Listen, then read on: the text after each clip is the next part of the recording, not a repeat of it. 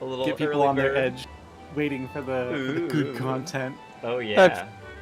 Yeah, I've just finished my setup. I like that. Orwin's like, he's like, oh, we gotta go, but the first time we. Oh, do is make we're sure doing wearing- final coils. It's time to set up an elegant glam for all my Look all my the tanks. parts. Look really, really good. Okay, let's see here. I want to go here, here, and here. Aw, that was a 2. We could have won it big. Let's get here or here. 6, 7, 8, 9, 10. Yeah, 10 is 8. That's terrible. So we're gonna go, or we just do blind. Blind. Let's do that one. 72. Boo. 119. But see, these I don't mind so much because it's like literally every option was pretty trash. So 144 is the best, but it was nothing. So it's a whole different story if there's a big payout of even like 1,000 or one of the 3600s. Then it's like, oh, I could have won something neat. But Okay, grab the I just sent out a pair of party invites. 14, 21. 21's 1800 or 1080 again, so I think we'll do that. That is 1400, right? 9 and 5 is 14, 7, 14, 21, yeah. Yay! Another 1080, let's go. I don't know there's anything better than that. No, we did good today with what we were given. We were solid all around. Second card we could have technically done a smidgen better by like 10 or 100 MGP maybe, but really not that much better. Okay, sweet. Now, where are we meeting up?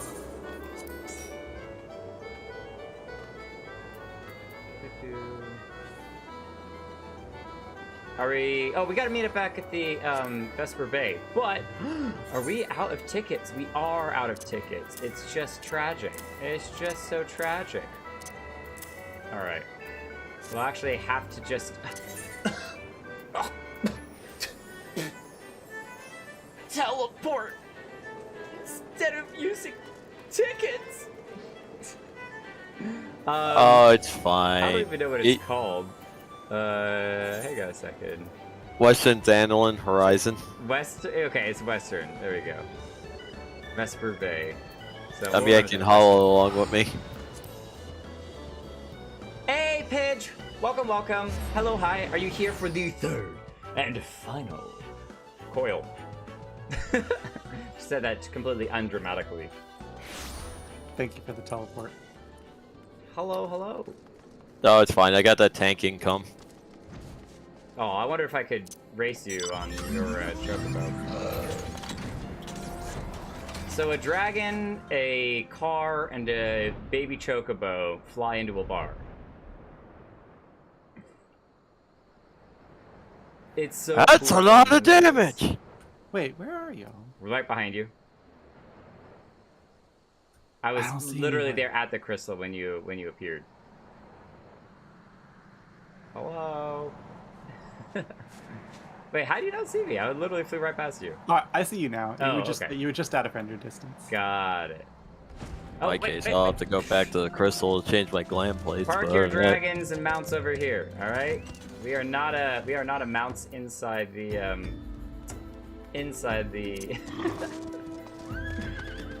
Vesper Waking Sands. It'd be really cool if they had these little markers where you'd be like, click on it, dismount it.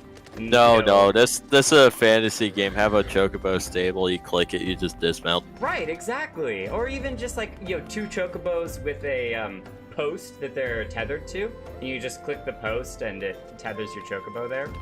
Just It's one so of those cool. pure RP kind of things. Exactly. I did that a lot for a long time with the chocobo stations. I'd run to a chocobo station and drop off Shoreblood before going off to wherever it was. When the little chocobo people. But I stopped doing that after I got these other mounts because I'm like, it doesn't make sense to drop off a giant dragon Aethne where the chocobos are. Just eat all the chocobos. Aethne, get that chocobo out of your mouth. That's not appropriate. Won't be staying long though. I'm from Europe and it's 1 in the morning. Oh my gosh, that's so early. Thank you for hanging out as long as you can though. Been watching highlights lately and really enjoying. Thank you. It's been tons of fun. There's so much more to explore. We're finishing the 3rd coil tonight. It should be a shorter stream, so it's not that big of a deal. And then we will be pushing into MSQ starting the next coming streams, which probably will be Thursday. Will be our next stream, 7 p.m. Eastern Standard Time. So again, probably a little bit late for you, but we've got a bunch of highlights videos coming out very soon. Holo's working hard on those, and so we got some more stuff. And you could always check out the streams if you want to watch them, you know, in post, and after they're done, feel free to come back and check them out if you want to watch the reactions live in that way. In longer form content. It's long form and short form content. So lots of cool stuff. Oh, the Ida story. Not the Ida story. Heart wrench. Okay, Runjay. This is the 3rd and final coil. Actually, hold on. Can I escape? No, I can't. That's fine. I'll show you afterwards because I'm streaming now. What I didn't say was I changed up the outfit that we're wearing a little bit. I changed the chest armor. You can kind of see it here. Because the other armor that we had, the Allegan armor, it just looked too smooth and fabric-y. I was like, it doesn't look like armor. It doesn't look like, you know, I'm going into battle armor. So I changed it out. I went back to this kind of older one, but it's white, and I like the white with the red. And once we have all of our swords and shields out and stuff, it looks really, really crisp together. So I'm down for this style for the 3rd and final coil of Bahamut. Man is wont to cast light wheresoever secrets lie hid in darkness, though that which he illuminateth seldom bringeth him joy. So it is with such unhappy truths as Bahamut's immense shadow doth conceal. Yet ever onward forgeth? Yet ever onward forgeth. Sometimes I got these words thrown in here that I get. Oh, forgeth. Okay, there we go. It literally is spelled forget with an extra H at the end, but it's forgeth, you know, forging forward. Yet ever onward forgeth Mistress Alicia, undeterred by the burden of knowledge that weigheth heavy on her heart. 'Tis a perilous path she hath chosen, and a painful one.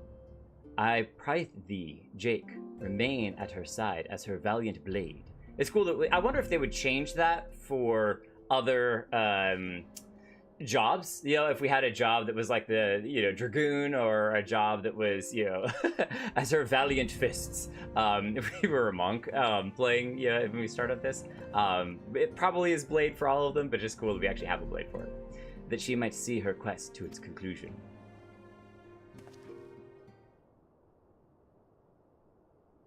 Tell them about the Ida Easter egg. Looks super. Oh, Paladin, Yeah. he goes well with the hair. Thank you. Yes, I agree as well. Haven't shown the video. Maybe we'll do that after the coils here, so I can conclude that reaction. There's secret Easter eggs. Let's go. Yeah, the Ida thing.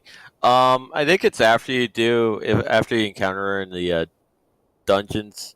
You know, kill her. Before you do her in Palace of the Dead, she has a chance of showing up in the 3 major cities at random as just a untargetable kind of ghost of her old self. Really? Okay, well, just go ahead and spoil it right now. Spoil it, tell everything. Well, no, now I'm wondering. I'm like, wow, I kind of want to go back for all of the running through the cities that I was doing between those time periods and see if she's in the background in any of them. It's very rare to see her though, and like, plus without context, it's just like, oh hey, ghost lady, and you'll just keep going on while like every time I saw her before I heard of it, I just saw it was a random ghost lady. I was completely ignorant of what was going on. It's moving right along. We'll deal with that afterwards, but Jake, it is well that you are here. Alicia, welcome back. My lady, how might I serve you this day? I have met some difficulty in my mission, Uranjay, and I should be grateful for your counsel. As you know, Bahamut's physical form is regenerating beneath the Cardinal Flats as we speak. The mystery music. If we are to prevent his return, we must needs disable the 2 remaining interment hulks that sustain him. Internment hulks. Every moment our mission is delayed, the realm is pushed closer to the brink of destruction. Alas, though I have determined the locations of the fragments of Dalmund leading to the hulks, I have been unable to find a way to enter them. How did you find those? and gaining admittance is but the first step of your perilous undertaking.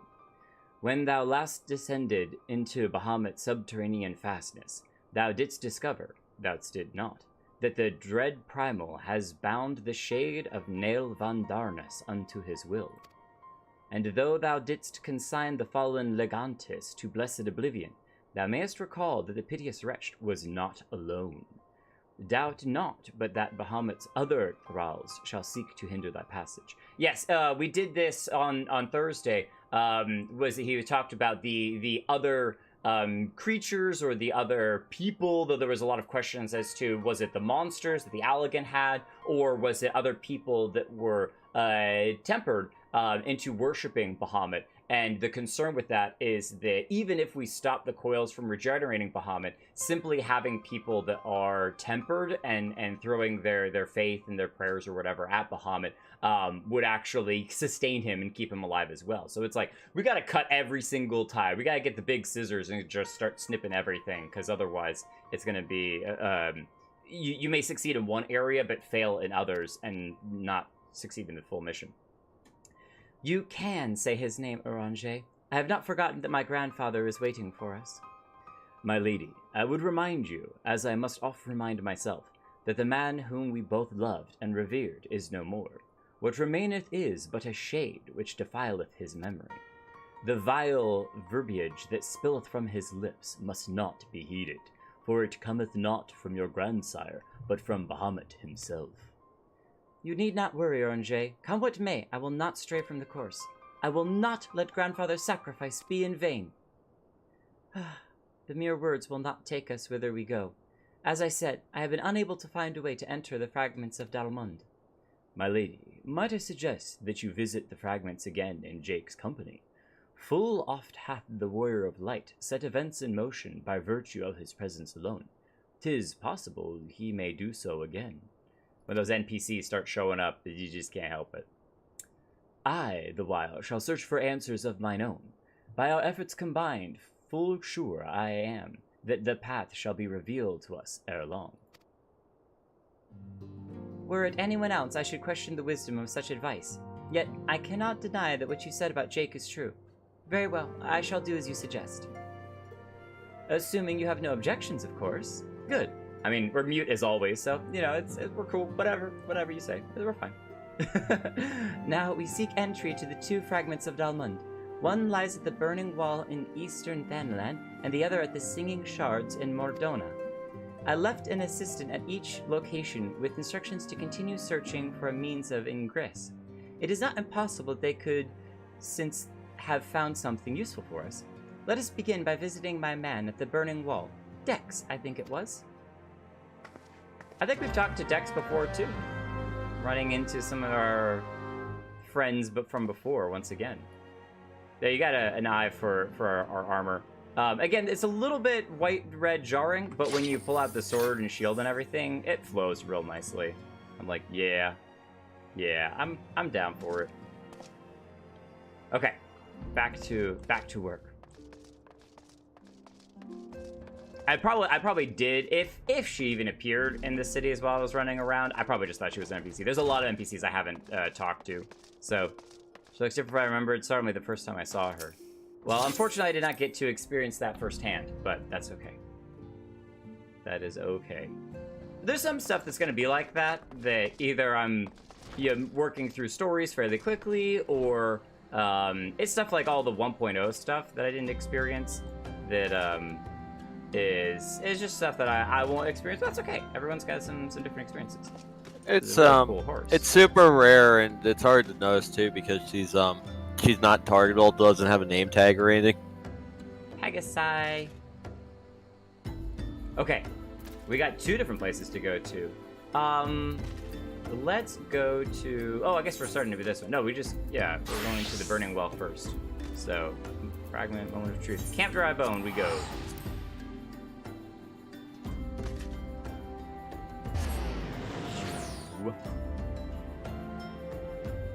Alpha, I think that's exactly what she was designed to do, was just scare people, which is totally awesome. The developers would, work that into the game as well. So, all right, Let's go, Whitney. Pitter patter, pitter patter, pitter patter, pitter patter. Where are we headed to? We gotta go out. I always end up going out the wrong entrance. No matter which entrance I choose, I pick the wrong one. That's just how it happens. I love 8th Days Fire. You can just come along and... Oh, we missed. We missed. We gotta plan it better. Ooh, there we go. Cook up some tuco meat on the way.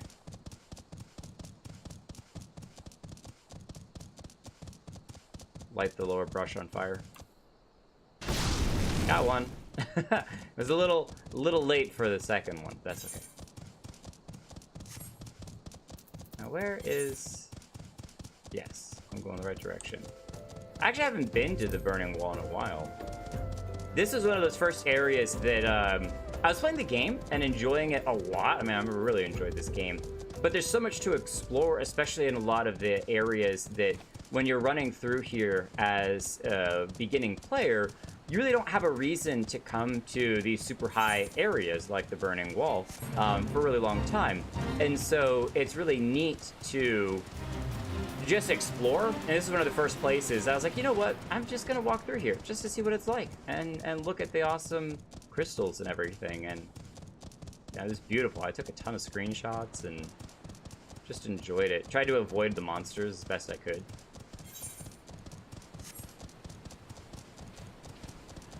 Alicia's assistant. Legolas, what do thine elf eyes see?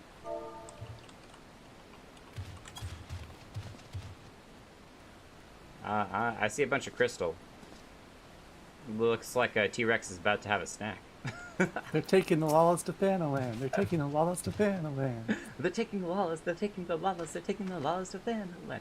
The lawless, the lawless, the lawless, the lawless. That's a mouthful. I say, are you not Master Kelton, my lady's most faithful companion? Sinis, sir, at your service. And may I say, what an honor it is to meet you. I like your glasses, Sinis. He's got a little mohawk going on. How goes the survey, Dex? My lady, it shames me to say I have found no viable path to the fragment. Although it stands there before our very eyes, the way thither has thus far proven impassable. When the fragment fell and pierced the land, it caused a prodigious amount of aether to spew forth. 'Twas this that gave rise to the land's twisted lay, which seems destined to thwart our efforts. Even were an opening to exist, I fear that we may struggle to reach it. We cannot give up. Keep trying. It did look kind of like there was a rock path, at least up to the fragment itself, but that doesn't mean necessarily there's an entrance there. So just go ham with some pickaxes and I don't know. Any explosives? You got any TNT around? So near, and yet so far. Well, it avails us not to stand here and stare at the thing. Let us away to Mordona and try the other fragment. Perhaps Sinis has fared better. Upon that note, my lady, there is something I must tell you. I am sorry to report that I lost contact with my brother just over a bell ago. Lost contact? As you know, the singing shards are home to many fell creatures, ogres among them. While I do not wish to cause you undue alarm, I fear something unspeakable may have happened to Dex. Wait a minute, they're getting, like, confused here. Because he said that he was Sinis, and then she called him Dex, and then she's saying that this other place has Sinis, and now he's referring to the other person as Dex. So it's kind of... What? Why didn't you give me strength? We must hurry to my assistant's aid, Jake.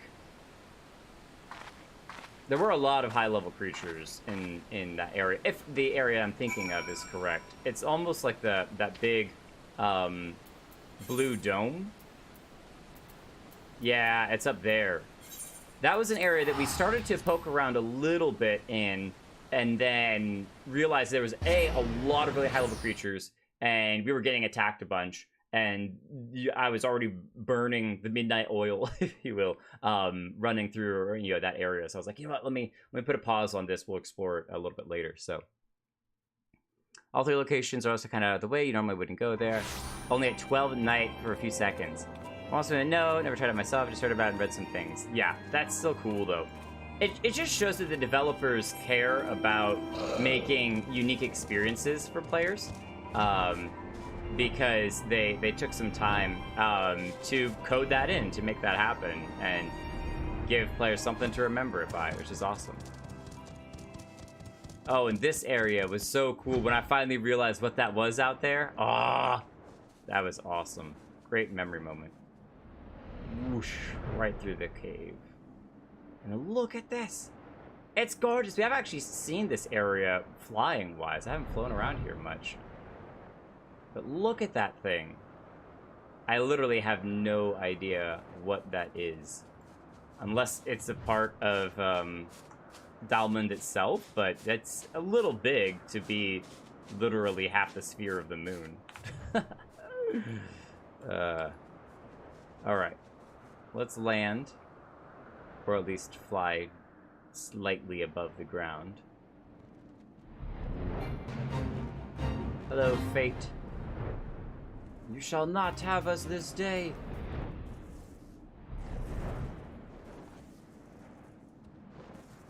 Oh, wait, going the wrong direction. This is, how did you get over here? You okay? Hapalit and all these other monsters everywhere. Flying T-Rex.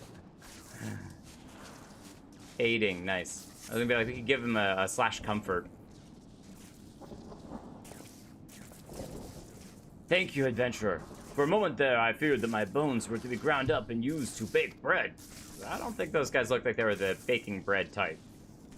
I am relieved to see that you are unharmed. It was wrong of me to press such a dangerous task upon you. My lady, your worries are wasted on me. 'Twas nothing at all, I assure you. He's got some cool tattoos around his eyes, too. If it please you, I shall report my findings. As you see, the tip of the fragment is exposed. The rest is encased in rock and crystal, rendering it impossible to enter the structure. We might try excavating the area around the fragment, but that does like to take time, and there is really no telling how deep we may need to dig before we find a suitable point of ingress. As such, I am forced to conclude that gaining entry to this fragment is unrealistic. Forgive me, my lady. Confound it. We're losing precious time. What do we do now? Get a call? 'Tis I, Uronje. Glad tidings I have for thee and my lady. For a blessing, a way hath been found by which thou mayest enter the remaining fragments of Dalmund. Pray, escort Mistress Alicia to the Ceruleum processing plant in northern Thanalan. There, all shall be made clear. Oh, we're going in, like, reverse of where we came out, probably. Because we keep coming out that same area. Uronje has found a way? Then we must go to him at once. Yeah, so we've been coming out near the Ceruleum plant, and it may be that now we've actually been able to find our way into the plant from there. The Ceruleum processing plant. Come along, friends. We are almost to our objective. Nice griffin. In high school, I was obsessed with both dragons and griffins. I thought they were the coolest things ever. And I read a bunch of books that had griffins in them. And each one had griffins done a little bit different. But some of them were really cool. I need to go back. I think some of them were by an author, Mercedes Lackey, if any of you have read her. It's really cool stuff, so. I'm reading chat for a second here. One place you're going to is there's a rare fish called Kuno the Killer. It looks really cool, but there's nothing really to do with it. Don't tell Jake about the fish. You will get 1,000%. Oh, I love fishing. I love fishing. You can tune a piano, but you can't tune a fish. Boom, boom, boom. Every time I see a body of water, I'm just like, is this fishable? Mine apologies for summoning you thus from afar, my lady. But 'tis here that your journey may finally begin. It's okay, we like to going around and exploring the world and seeing it all. I did wonder. To my knowledge, there are no fragments in northern Thanalan. Nor are you mistaken, my lady. Yet a pathway doth exist, one which you yourself have made use of in the past. At the conclusion of your several forays into the binding coil, 'twas at the crystal formation which lieth to the north of this place you did emerge, was it not? Yes, an ethereal stream bore us back to the surface. That much I had surmised. Are you suggesting that we use it to return underground? And even if that were possible, would it not simply bear us back to those places we have already explored? It need not, my lady. Pray, allow me to explain. Upon the evidence of your experience, it seemeth plain that two internment hulks may share the same self-ethereal egress. From this, we did infer that others may be connected in likewise. Thus did we labor long to verify the existence of further tributaries to the same self-stream, in which task we were at length successful. 'Twas then but a matter of arriving at a solution to the problem of traveling to an unattuned destination. That one might reach what we may call the headwater, we propose to employ a modified aetherite, which serveth as to amplify such ripples as do originate from said source. Okay, so if I'm getting this correctly, in the same way that we use like the aetherite crystal that you're seeing in the background, once you attune your your soul spirit or whatever to a crystal, you can follow these kind of channels of energy between different crystals as you teleport around the world, but it's very hard to go from, again, like the stream that they're talking about, if you're coming downstream, to go upstream and land exactly where it is that you want to go, because you usually, if everything points down into one area, then no matter which stream you join, you're always going to end up here. Going up, though, it splits apart, and especially if you haven't attuned these other areas, it's difficult to show up there instead of going back to the places that you were before, like rowing a boat upstream, and not having been at the original points and knowing where that all goes. But they've found a way to, with modified aetherite, figure out how to find these other passageways. It should be possible, by focusing one's essence upon these ripples, it should be possible to make the journey. Yet be fairly warned, my lady. As with all untried modes of ethereal travel, this method entaileth considerable danger. Merely to attempt the voyage could cost you your life. That is a risk I am willing to take. You are brilliant, Eorzea. I don't know if her brother would be exactly happy about this. But I am curious. Did you have assistance in forming this plan?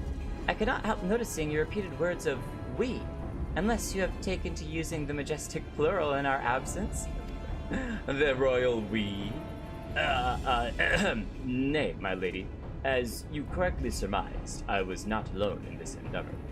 Meaning there are others who are aware of our mission? Just your brother.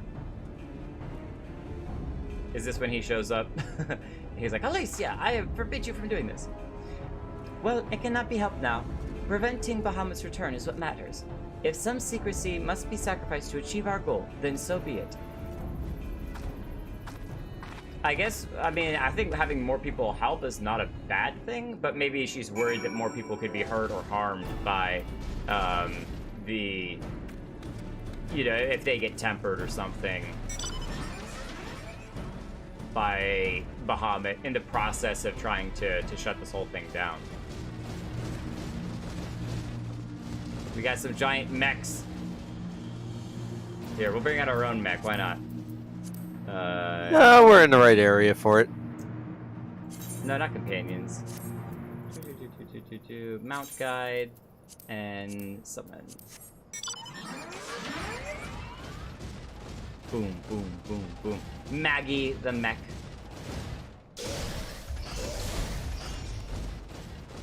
So we're back to here. Oh, look at this! This is like one of the little Aethernet things. That's so cool. There we go, dismount. Look at that little guy. They got some... Are these...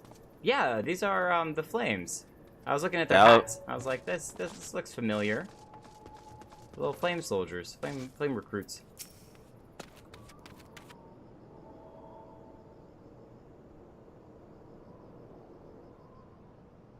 So that must be the modified aetherite. But what are the Immortal Flames doing here? Those men may be the sworn flames of Ul'dah, but they are the first and foremost faithful retainers of House Levelure. There he is! I knew he'd show up. Alphinaud! So it was you that helped Eorzea. Who else could have been, dear sister? Oh, I need to add more sass. That's right. Lest you worry, I have no intention of making the details of your venture public. Like you, I would prefer to avoid causing a panic.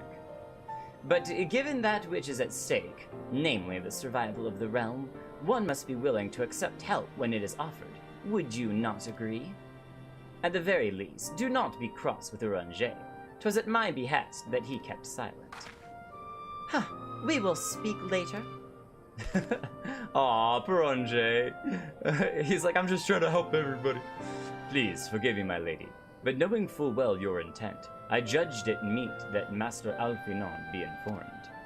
Though your grandsire hath become Bahamut's thrall, his noble blood courseth yet through both your veins, and if he needs be struck down.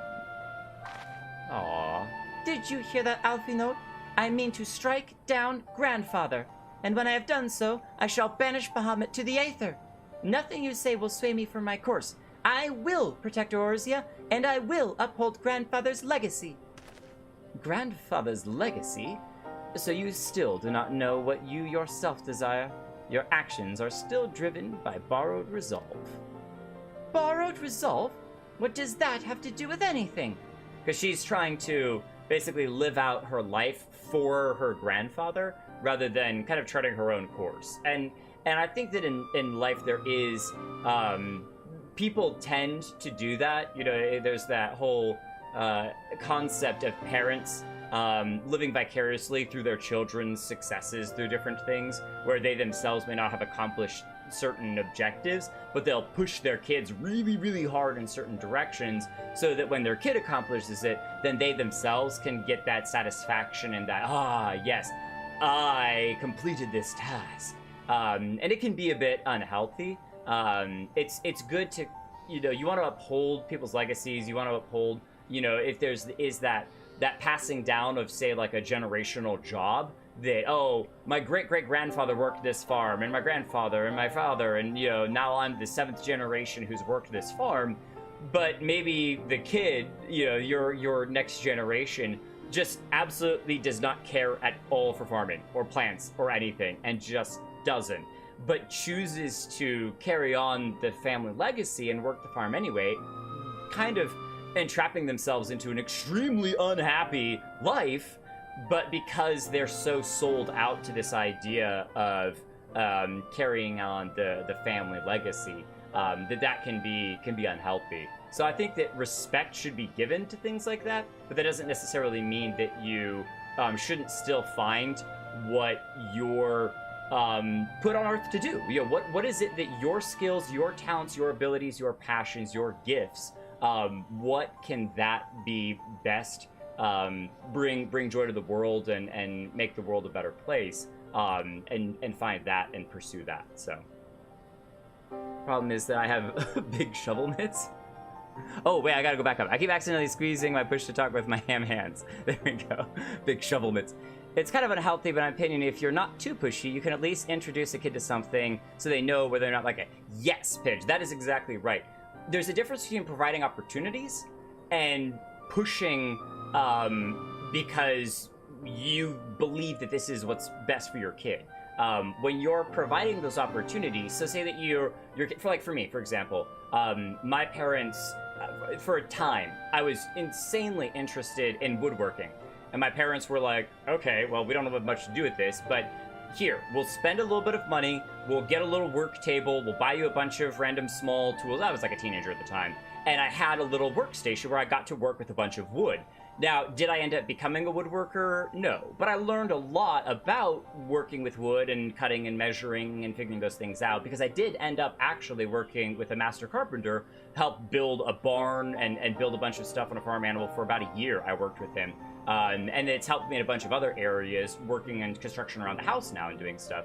So being introduced to things is really healthy, because then you can decide as a kid whether or not that's what you actually love to do. Oftentimes it comes with a big dose of the grass is greener on the other side. What I'm doing right now is challenging, so maybe let me just do something else, because that thing over there looks easier, more fun, more better, more whatever. But the reality is it's just different, and it's still challenging too. But, you at least get a chance to experience it, try it out, and then decide, you know what, that's not for me. and then you try this out, and you go, no, what, that's not for me. And then you finally start to find a little bit of, you know what, I really like this, I really like this, I really like this. And that's eventually where you sometimes, not everyone, but sometimes end up landing on a career in one particular field. For me, I've bounced around a lot. I'm heavily involved with production, with streaming, with anything that has to do with kind of behind the camera work. Right now, it's funny because I'm in front of a camera, but I love the production of media and content.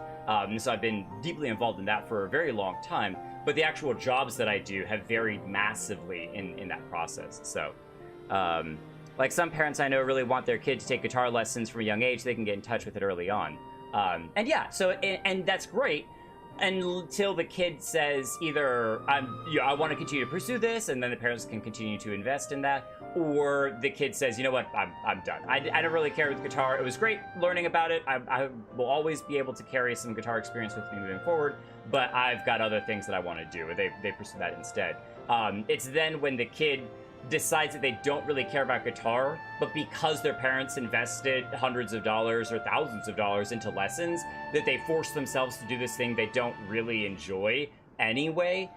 That's where it starts to lean a little bit more into the unhealthy side of things. So anyway, random tangent there, but I enjoy talking about that sort of stuff and about betterment of one's life. So, Borrowed resolve? What does that have to do with anything?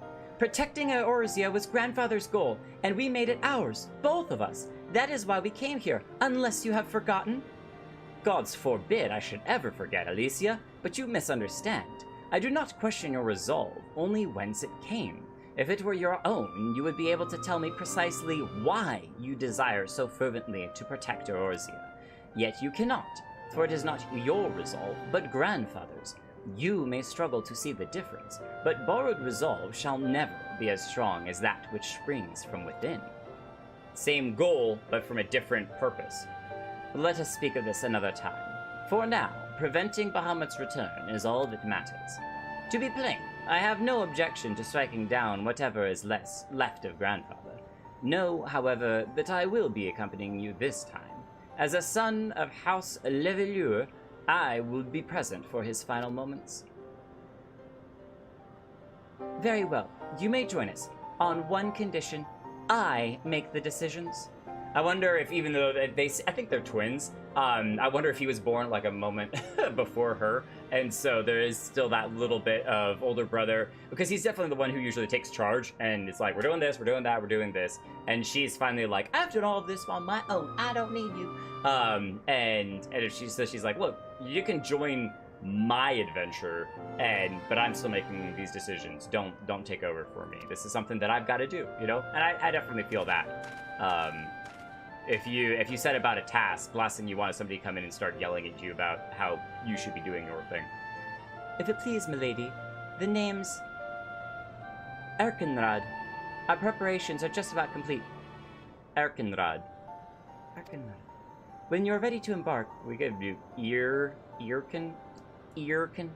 No, I like Erkenrad better.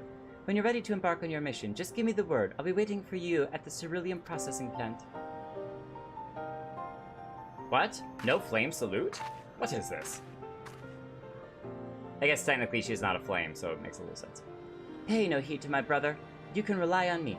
We have come far together, you and I, and together we shall see our journey to its end. All of us together. It's really cool that they're using some of the same, like, Aetherite, Aethernet, I guess, technology that we've had a little bit of experience with. So, I want to attune myself to it. This is probably what they were talking about the earlier, Orwin and Holo, about untargetable NPCs. Like, you can't interact with them at all. No name, no nothing, but super cool. Okay, where are we off to the cerulean plant? I think back to the same place we literally were just coming from, so. Therapy stun lock. Shield bash.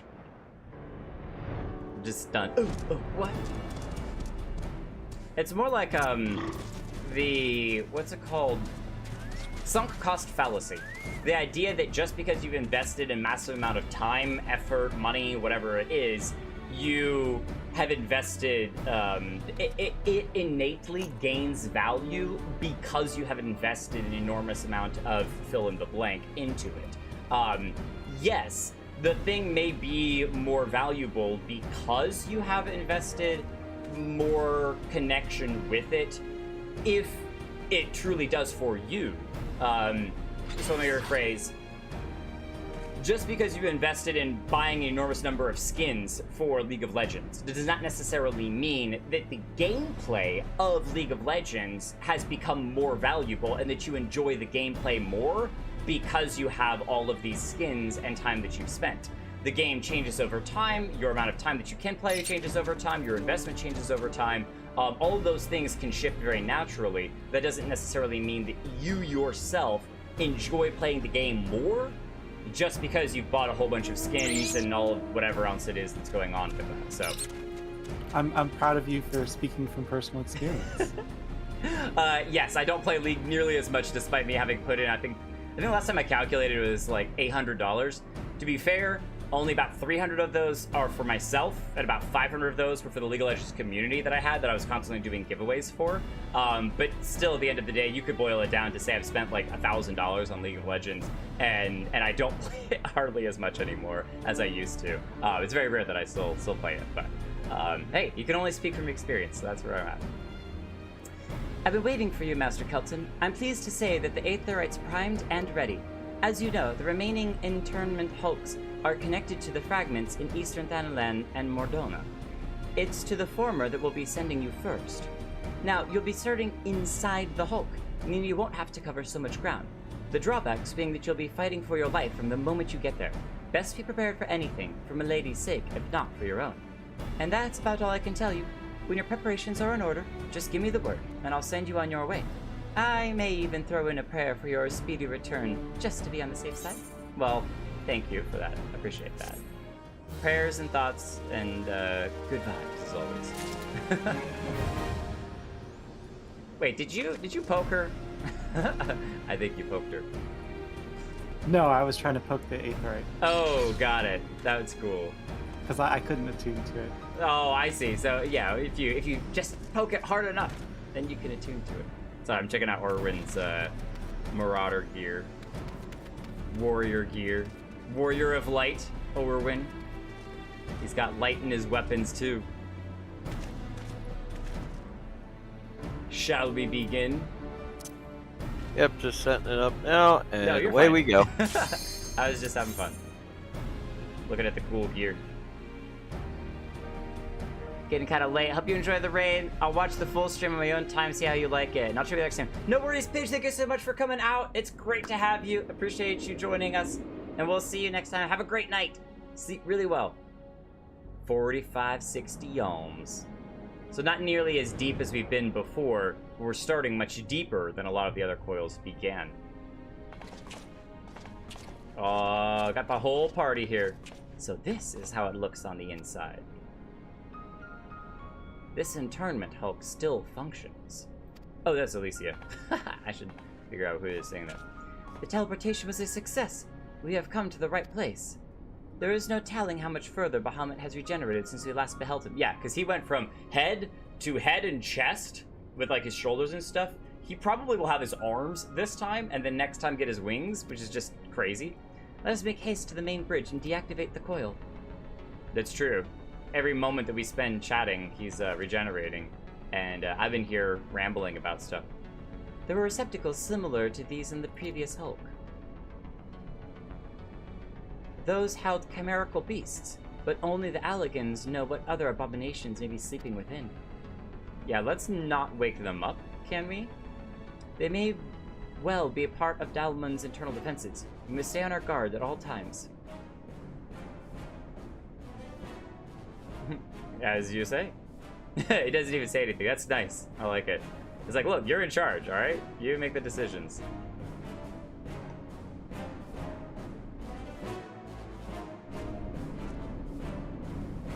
Clockwork soldiers. All right. This might be my favorite music yet, honestly. It's Answers, but fancier. Whoa, look at them. They all popped out. Come on now. Bring down the house. Oh, nice. Wait, are all of these going to open? Okay, maybe not all of them, but... Oh. What am I doing? Get back down there. How did I get past it? There we go. Weird.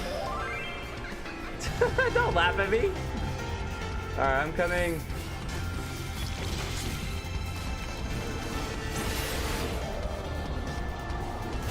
More Naga.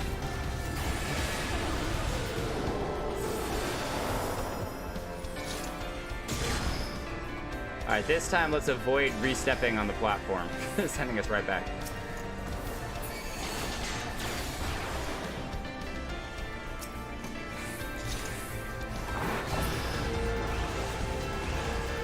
Oh. Ooh. Oh! I wonder if we could have snuck past him.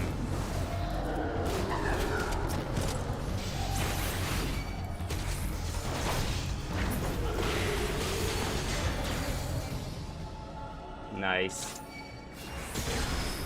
Nah, I'm pretty sure it just triggers when you get near the jump pad. Because I hit the first one so hard that nothing spawned. Boing. That's so cool though. Look back. Oh no, we can't look back anymore. Went to a cutscene. You can look back after we get out. Yeah. Look at all the monsters though. That's crazy. Whoa. Whoa, he looks awesome.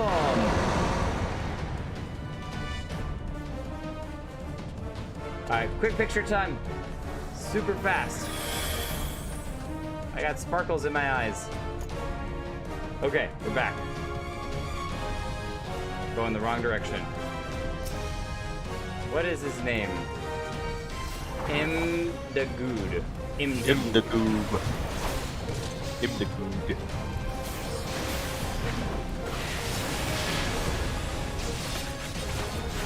I love his giant, like, cheek antennas.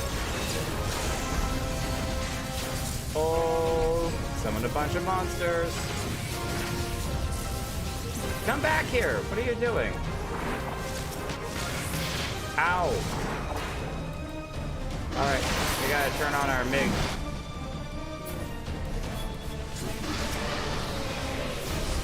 I usually keep mitigations lined up on my bar, and then I'll cycle through them in most situations.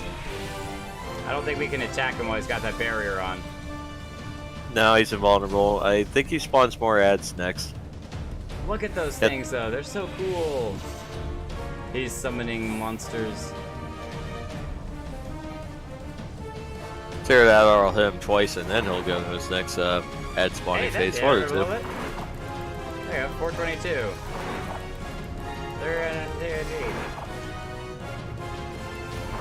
There we go. Ah! Oh, 2,000! Oh my word. Huge burst. There we are.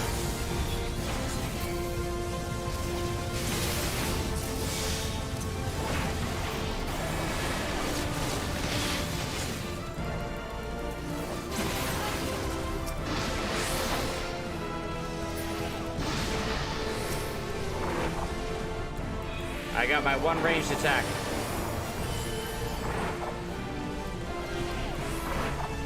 Oh, I'm standing in the middle of the electric field. That's probably a bad idea.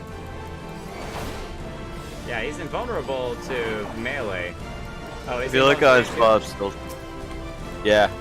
you look at his buffs, you'll see a blue icon with 4 inward pointing arrows. That's the vulnerability. Ow! Are you farting out electricity?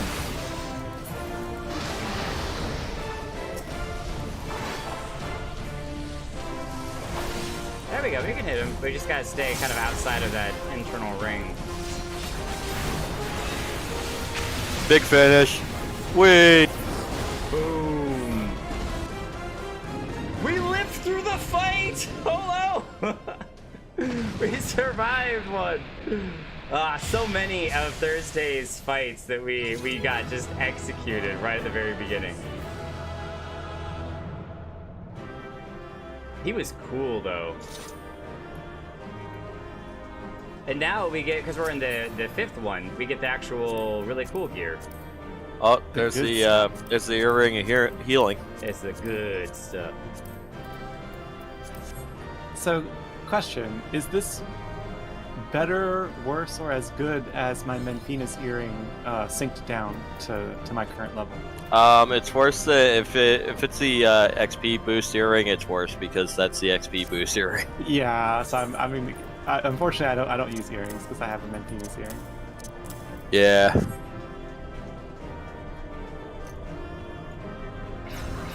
Well, I will take it. He'll make a healer at some point, probably. He'll be a help then. Because all the stuff in these raids are. Story time. Yeah, cutscene. Or when you skipped right past the cutscene. It's okay. By the 12 dragons, and so many. Yeah, there's an enormous amount of them. All in there. Like, I feel like the Alligans were literally populating the world. We are aware the Alligans possess the means to control the creatures, but to imprison them thus is barbaric. I would not wish such a fate on my worst enemy. Oh my word, this is a great shot. 'Tis plain that no love was lost between the Alligans and the dragons. Was this truly necessary to keep so great a number here? Dalman did not want for defenses. This we have experienced firsthand. Such guardians as the Alligans created, both living and unliving, were surely no less capable of repelling intruders than these poor creatures. I think they were creating the dragons, honestly. Tell me something, Alicia. Have you not managed to determine by whose will Bahamut exists? Don't want to do that for sure. No, I have not. At first, I assumed that Bahamut had no people of his own, that the Alligans had perhaps discovered a way to simulate prayer itself.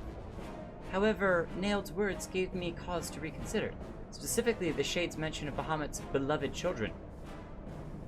Are the dragons the ones that are the ones praying? I mean, okay, so we the whole time that we were doing the Korthus stuff, where all the snowy mountains were and everything, the dragons definitely seemed to have more intelligence than just random creatures. But they didn't necessarily speak per se, though some of them have ways of like communicating anyway, like through thought and stuff. But yeah, this is entirely different. If the dragons are like a race in and of their own, are they the ones that are the praying to Bahamut? From that, I inferred that the primal is given form by the will of worshippers, whom we have yet to... Oh. Yeah. God strike me down for a blind fool. All of the dragons are the worshippers. Bahamut's beloved children, right there before my very eyes. How could it be so stupid? Who else but the dragons of Eld would summon Bahamut? Who else but they could sustain him? And to think I wondered why the Alligans kept them imprisoned here. They're the ones that are sustaining him.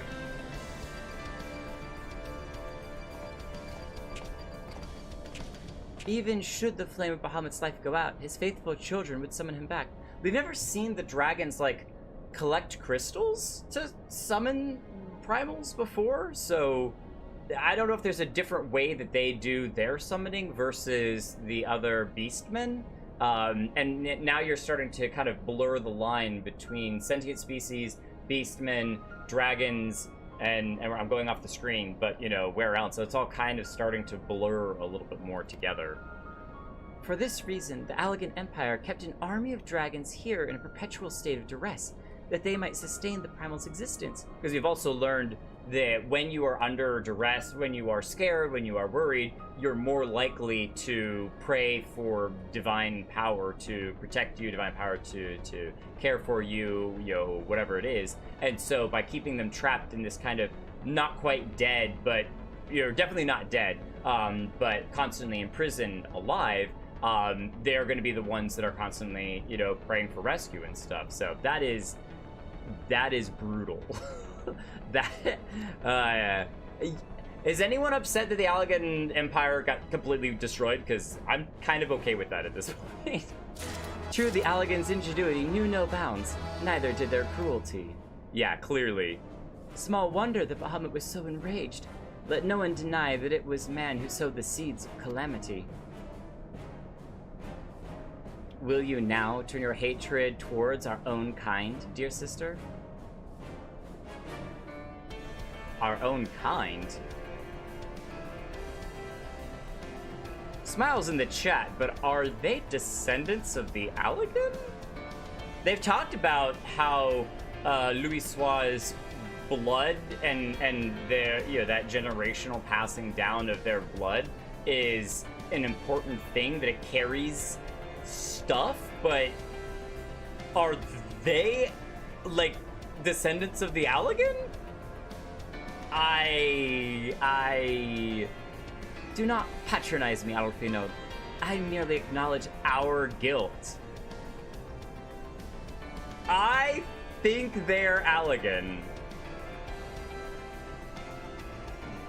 Hold on. That's a brain explosion moment. Lest you be in any doubt, I have no intention of allowing Bahamut to lay the world to waste. Regardless of the atrocities the Allagans committed against his kind, we have no choice but to eliminate all who worshipped him, be they his children or his thralls. It seems reasonable to assume that the system responsible for the primal's regeneration is also responsible for sustaining the Captain Dragons. If we disable it, all should perish. Let us press on. It's tough to just, like, that's genocide. That's legit genocide. I mean, you see how big this whole room is with the hundreds of dragons that are just here, let alone everywhere else as well, all of Dalmund. That is no small thing at all.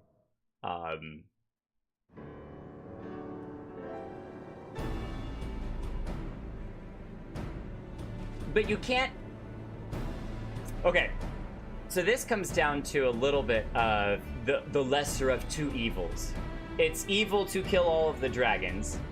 It's also evil to stand by and let the world get destroyed in its entirety because of the rage of Bahamut being regenerated through this. So either way, you end up with blood on your hands. It's a no-win choice, but do you pick the supposed lesser of two evils despite the guilt and PTSD that you'll be experiencing afterwards? Like, that is not... It was a much easier choice when it was just shut down the coils and Bahamut himself goes quietly into the night. Especially when you could almost have seen it as a mercy because he is caught in this not living, not dead suspension state. But you know, that's where I was like, it's kind of a mercy to just finally let him go.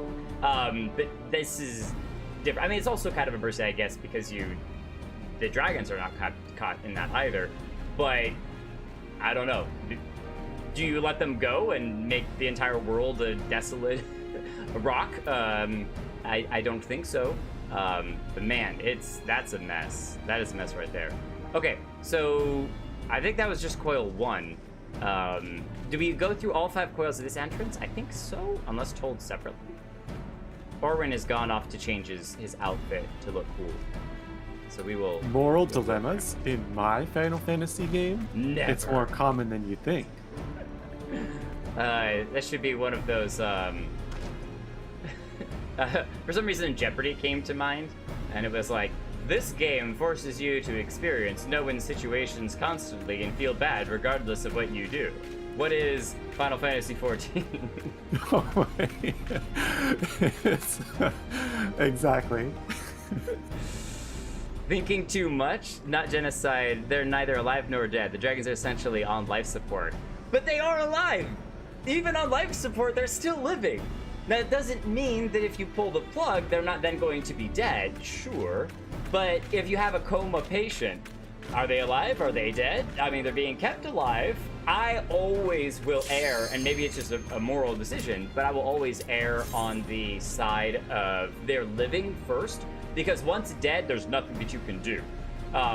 Once, you know, on that life support, they're still on the line, on the side of being alive, even with serious life support.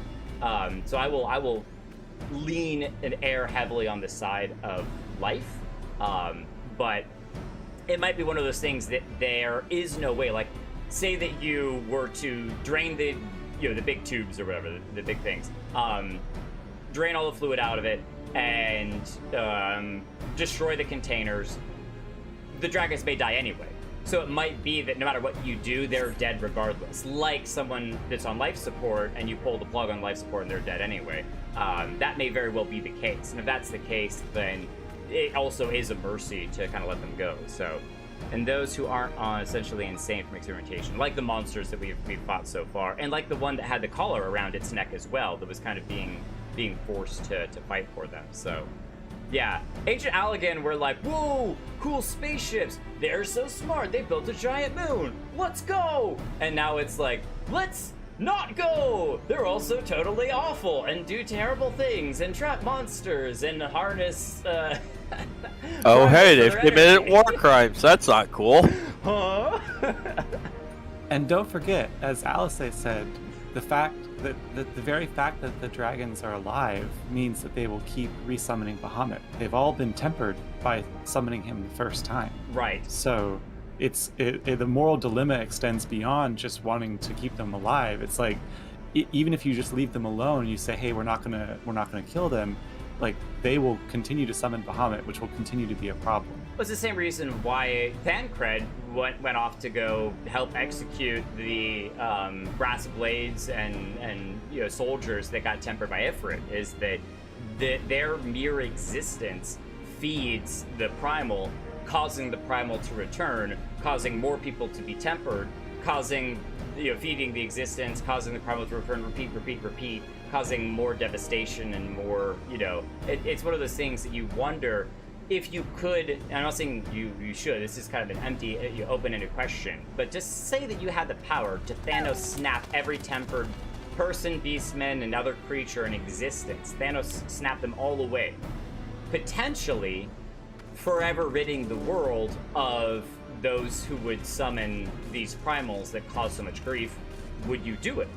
And I think most people would generally lean towards yes, but everyone looked at Thanos and said, Thanos, you're a monster, you're terrible, you're Thanos snapping, you know, half the world's existence or half the universe's existence into non-existence.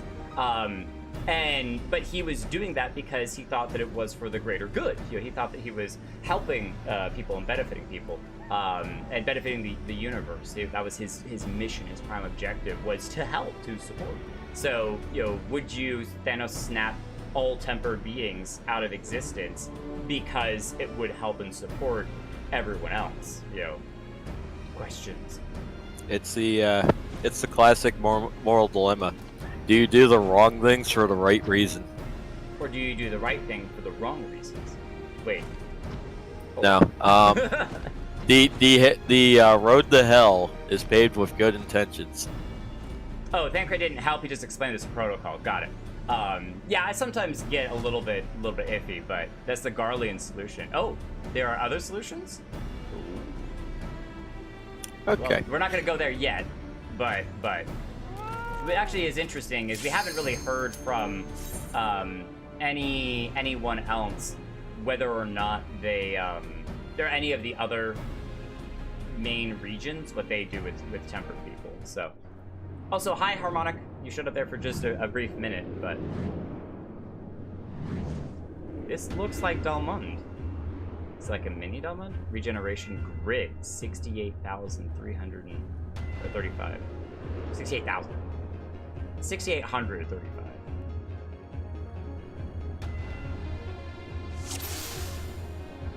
So this is the regeneration grid. How is there just that much empty space in the planet? We've got to be in the planet's core at this point. Like, which also makes you wonder, like, did they build the planet core? Okay, to the left or to the right? We'll go to the left. Oh my gosh, this is kind of terrifying. I'll have to swing back that way anyway.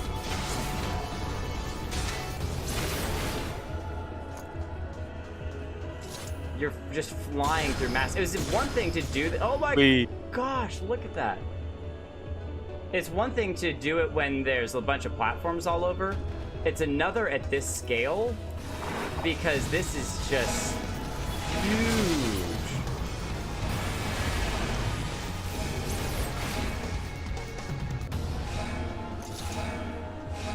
Alarm, alarm, alarm. Will you let us through now? Through the gate? Maybe. Oh, we got two of them. We had to do both, yeah. Can you do one at a time? Nice. Deactivated. If you're in a maze, you always pick one direction and keep repeating that same direction. Orwin chose left, so you'll always go left. By the way, if you didn't know that, if you start a maze, and as long as there's no weird loop-de-loop things, which generally mazes don't have those, if you stick to one direction the whole way, it may take a while, but you will eventually get out. And so that's how I used to solve corn mazes super fast, is I just always go, you know, left or right, whichever one I went in, stick to it. That's the first thing I'm going to include in my maze is a weird loop-de-loop.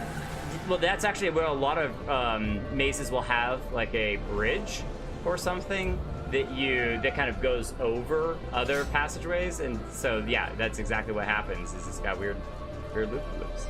Stand on these red buttons. Huh. No, I regret to inform you. We picked a wrong path. And we picked the right path, and the right path requires to be dead. To be dead? Oh, what, really? Oh yeah, that's right. We had to go back and then go the other direction. Oh. Because we're doing this as a party, but not everybody's a high enough level one sync to just solo through. So. Oh, interesting. We had to get a little creative. Yeah, I don't think we take the shortcut. Don't do that. Oh, I see. So that went to one path, and now we're going the other way. Ah.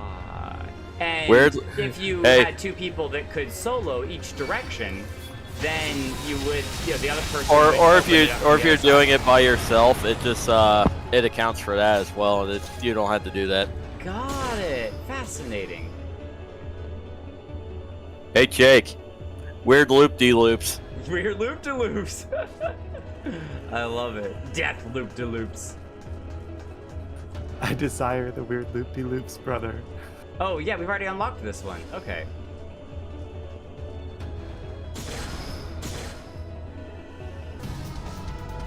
And then this is the other one.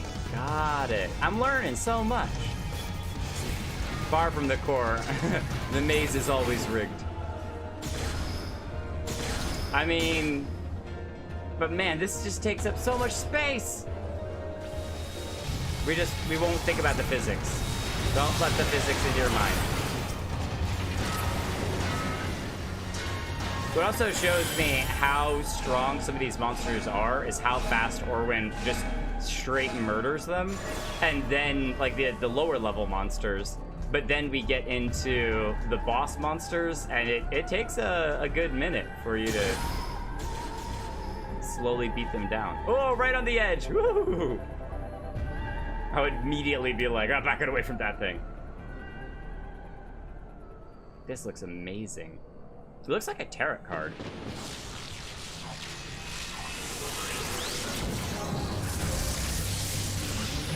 Super Dragon! Whoa, he's got 3 heads! It's a true Hydra! It's only got 3 heads. And I wonder if when we knock off one head, if 2 more will pop up.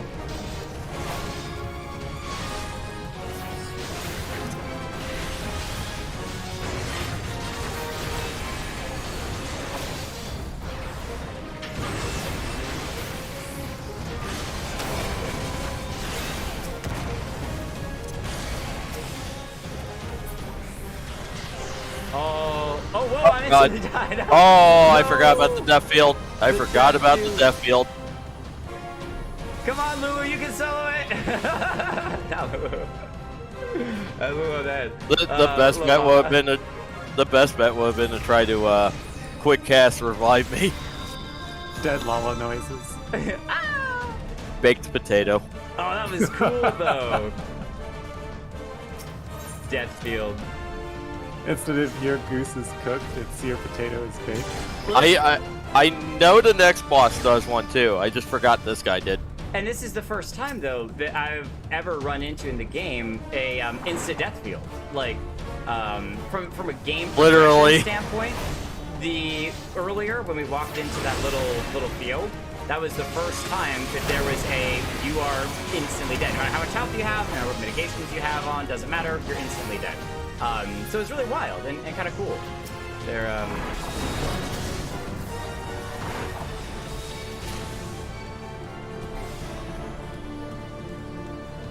Hey, stop chasing the Lalafell.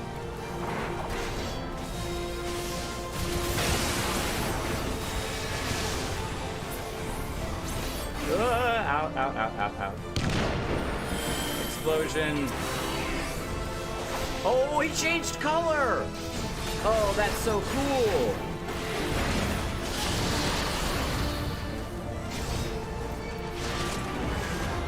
I love that.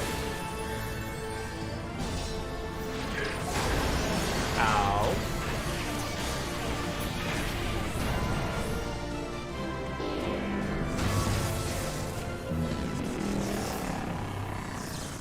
I wonder if that's partially why they have all of the creatures, the metal dragons, if you will, is because they're basically ripping and copying off of all of the dragons that they've captured. And so when it talks about like chimeras and stuff, this is where they're kind of like, oh, we'll build our own.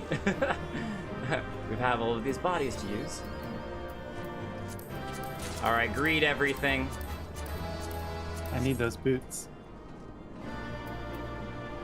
Well, do you want me to leave first then, so that way they go to you? I passed on everything anyway. He needs his Dreadlala booties. Do you need the helmet? Do you have a 130 helmet? I have no idea. I'm probably not. Just I hit don't C think so. and check the item level of your headgear. Currently item level 90. Okay, yeah. So roll need on the headgear. I did. I rolled need on everything because I'm a jerk. You rolled need or greed? Need on everything. I said greed, okay. but all right. but Well, we'll compete for the headgear. Okay, so what happens if? Oh, so you just rolled need as well, right? You got both of them. Never mind.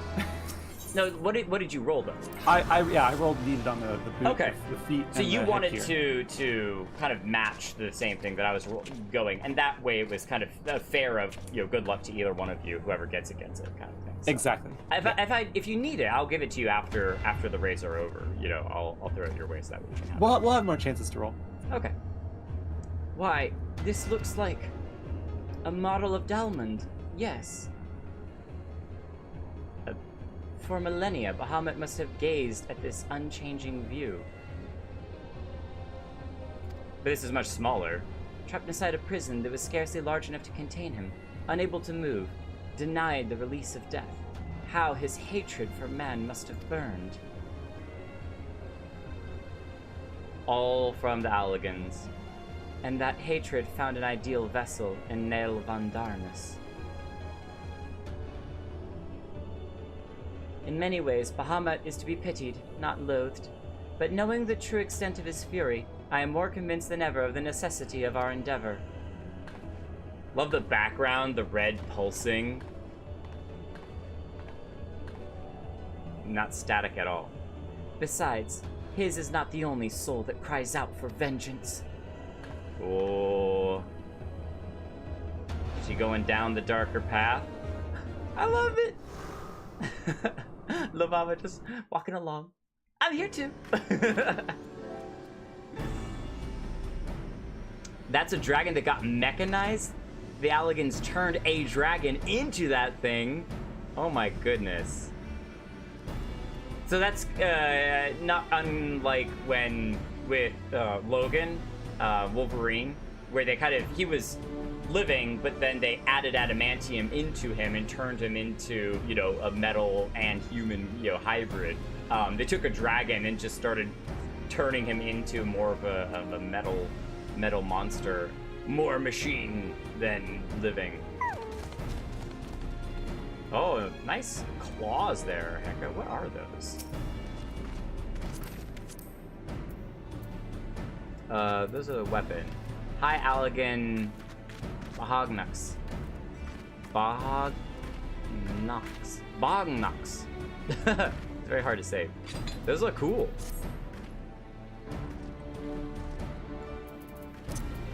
Okay, good to go Hi. for third coil. I think so. Unless, Hecka, are you are you a viewer that's here to join in, or are you just a random that's hanging out?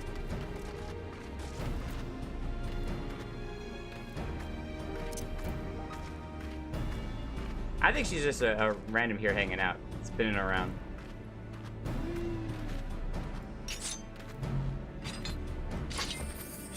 Oh, yep, she's got a buddy. Harmonic D. Okay, cool. So she's hanging out waiting for him, so we can go. I think they're also doing final coil. Yeah, I can imagine.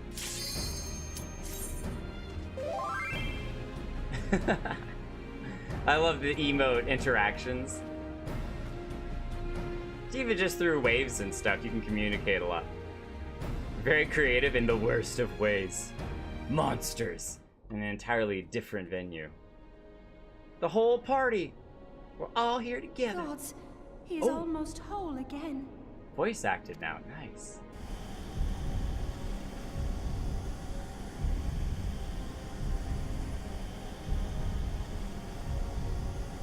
Back at the main bridge.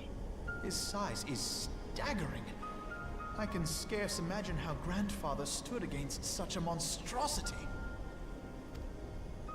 This cannot be allowed to proceed any further. Let us disable the coil and move on. We're gonna be stopped by Grandfather, though. There he is. Grandfather? No, that man is dead. I will not dishonor my beloved grandsire's memory by calling you such. You are but his twisted shape, the thrall of a mad primal. You were foolish to disregard my warning, child. Are you so convinced of your own righteousness? 'Tis the rightness of our path that led us to return. Eorzea will never be safe whilst Bahamut remains to threaten all we hold dear. What of the hero who gave his life in defense of the realm? Do you truly dispute the justice of our cause? My poor, ignorant grandchildren. Your world is shaped by naught but recent conflict. Listen, and I will speak to you of justice. 'Twas in the twilight of the Third Astral Era. The southern land of Mericidia suffered invasion at the hands of the Garlean Empire. Allegan, I've been saying it right the whole With time. no atrocity, too depraved for their purpose. The forces of Alec were unstoppable in their advance. Desperate for salvation, the dragons prayed to one of their first brood, to their ancestor Bahamut. Infused by the power of their fervent supplications, Bahamut arose from the abyss of death and took wing as the Mericidians' newborn god. Mericidians, so that's kind of the dragon race. Mericidians. Yet this great miracle would only serve to further the maniacal designs of the dragon's imperial conquerors.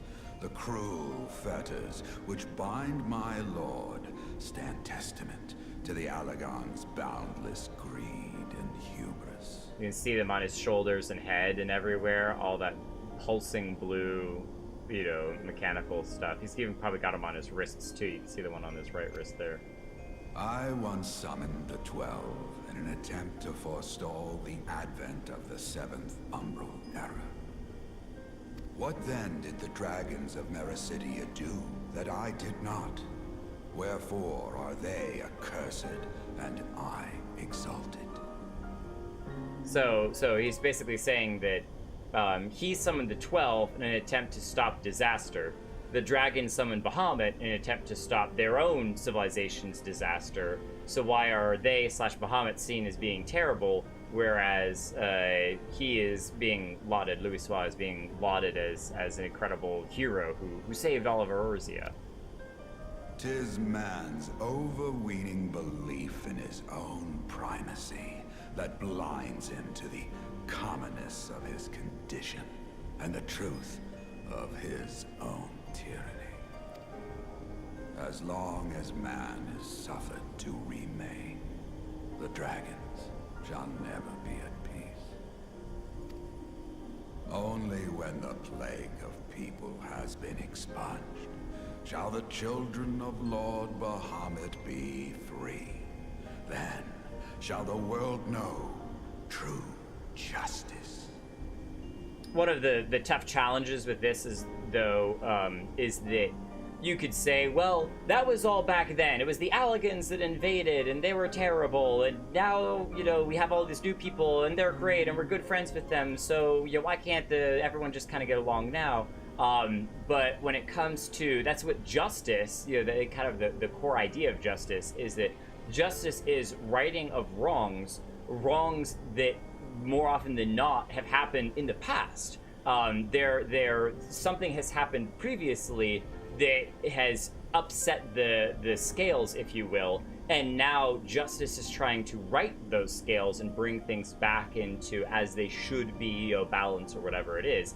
And when you're talking thousands of years, eras, this was back in the third calamity, forever ago, those types of eons of generations and time, and in this case for these dragons that have been caught within the confines of forced living death, as they are forced to sustain Bahamut, who's also being kept in this suspended animation state to power the Allagan, whatever it was that they were doing, is just, it's so twisted and so long that at some point your scales of judicial balancing just kind of get thrown out the window, because you're just like, there isn't a way to make up for that. It's not right for the dragons to punish modern Eorzea for crimes committed forever ago, but at the same time, modern Eorzea can never make up for the crimes that were done to the dragons forever back then.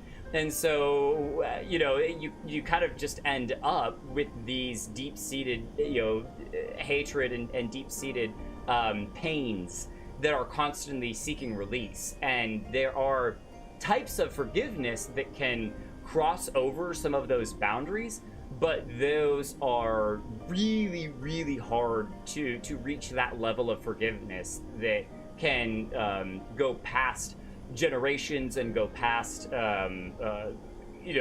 like, hey, you didn't commit the crime, or you didn't do this, or regions and people and countries and everything. I don't know. It's very, at some point, you get to situations exactly like this in the story where they're just like, look, we don't care anymore. We're done. There's no coming back. There's no forgiveness. There's no whatever. We just have nothing but hatred for you. And you empathize with that plight, but at the same time, that's also not right. It's like there still needs to be some room for forgiveness and letting things go. But you also are like, yeah, I can understand why you would be really upset for forever and everything. So he not wrong though. That's literally it though. He not wrong. He not wrong though. Stop it! Grandfather would never say such things.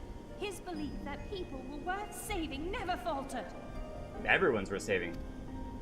He had faith in their strength, that they could stand together and push back against the darkness seeking to shape them.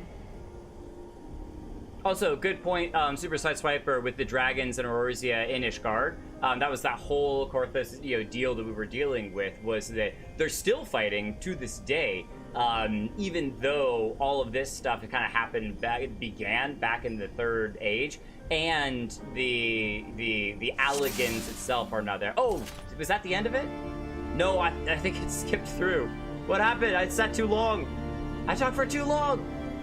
Oh well, we'll have to go back and find that. We might be able to find that in Unending journey. Yeah, we'll go back to the unending journey and grab that real quick before we continue, because I want to see what happened. But we'll beat the Phoenix first. So, okay. Well, this is a cool Phoenix. We'll figure out what happened. I was with gonna that say, second. if you want to watch it before, you need to go watch it now, because there will be more cutscenes after Phoenix. Oh, well, how do we do that now? I'll pop us out of the duty here. Or, Oh, okay. Yeah, just leave. And I'll keep him. I'll try to do my conversations after the cutscenes. How about that? I'll keep that in mind. So I can just Learning escape? experiences. Learning experiences. Yeah. If you right-click on where it says duty information, the final Yeah, pearl of Bahamut leave. turn 3. Yeah. Okay. Cool. All right, and then we'll just super speed through and get back to that. All right. Yeah, learning experience for sure. Let's go back to Ola. I also realized that This is funny. If we re-queue into it, since we haven't beaten it yet, we might get the cutscene again. You might not have to watch it in the. We could try. Let's play it Find safe. Let's play it safe, and I'll just do it through the unending journey, and then I'll skip it if we get it back again when we're in there. So, what I was gonna say earlier is that I realized, where was I? Limsa Lominsa, I think it was. I ran past like the inn in Limsa Lominsa, and I was like, you know what? I have never spent a single night in any location in Eorzea besides the Adventurers Guild, or just out and about running around, adventuring in the world.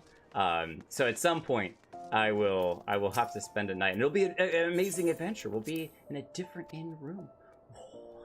What? Actually, I'm kind of wondering if it would even be in the unending journey, since he hasn't actually beaten Completed that quest yet.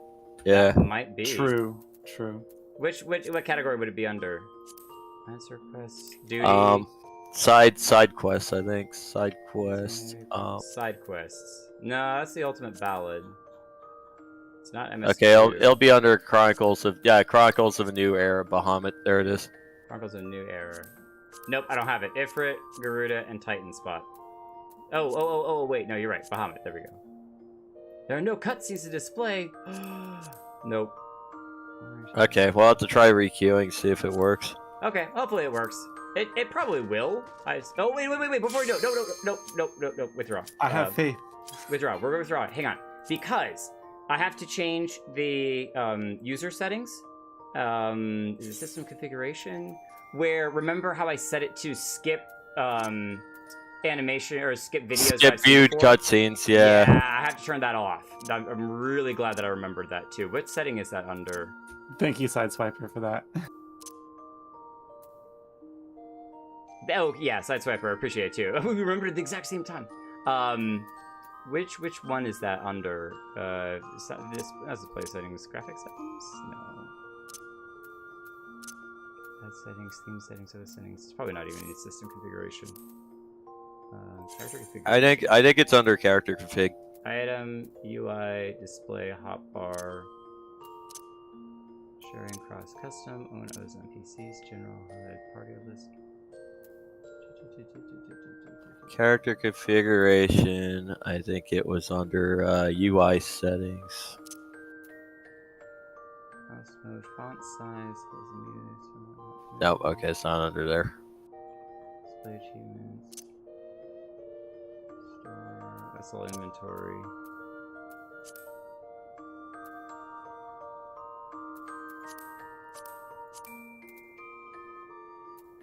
There we go. Skip free back of previous view cutscenes. Oh, it's just under general. I went right over it. Cutscene Yeah. skipping. There we go. All right, now we can re-queue, but I'll meet you back in Thanalan, Northern Thanalan, in processing time.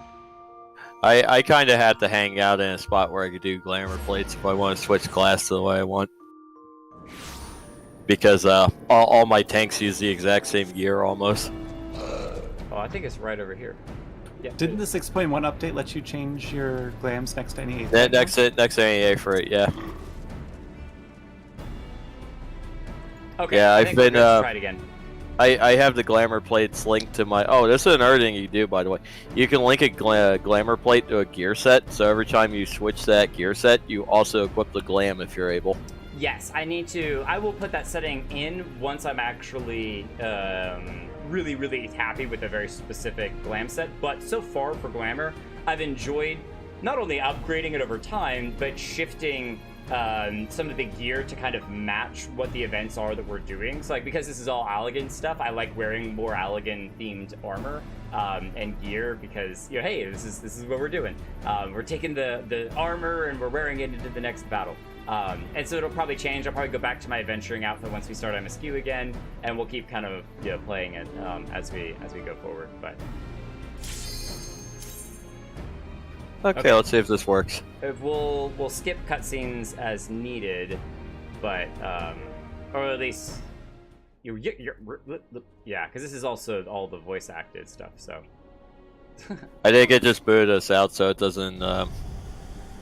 I will try to leave my long commentary until after longer cutscenes and play, because this is the very first time I realized that learning experience that they have a timeout period. So pretty cool. Grandfather. No. You. Grandfather, no, you. It's like a secret message. The first word of every paragraph is ends up saying something entirely different. My... What? Who's the developer of Fantasy XIV? What the... Yoshi? Yoshi.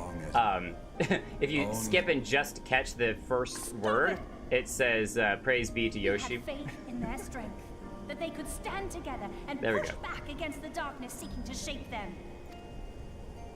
A false hope.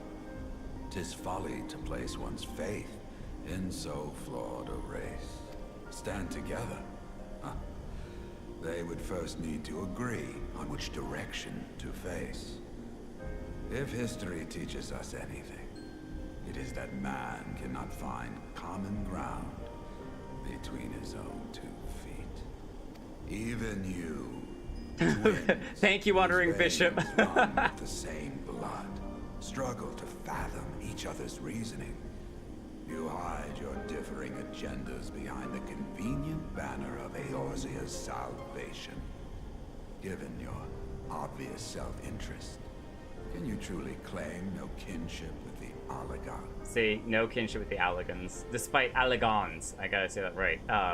It's basically all but confirmed that And they're though I hope Allegan they might bring ancestors. you closer, 'twould seem that the twin grimoires I bestowed upon you were a wasted gesture. Twin grimoires. We haven't really seen them use them much. We saw Alicia use it once. She fired a single spell off with it, but... There may well be truth in your judgment of Alize and me. Alize. I've been saying her name wrong too this entire time. Tirade, bemoaning the evils of man rings false, coming from the lips of Archon Louisois. Tell me, do you champion the cause of dragons because Bahamut compels you as his thrall? Or is it because you yourself have transcended the limits of man's existence? Ah, so the possibility did not escape your notice. What I prayed for, and what I have become. These are the keys that unlock the truth behind Eorzea's rebirth. What is happening right now?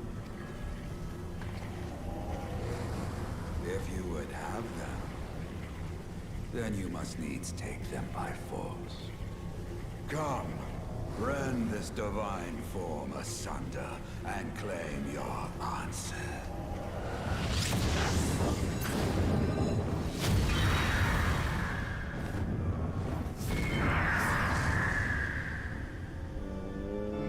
What?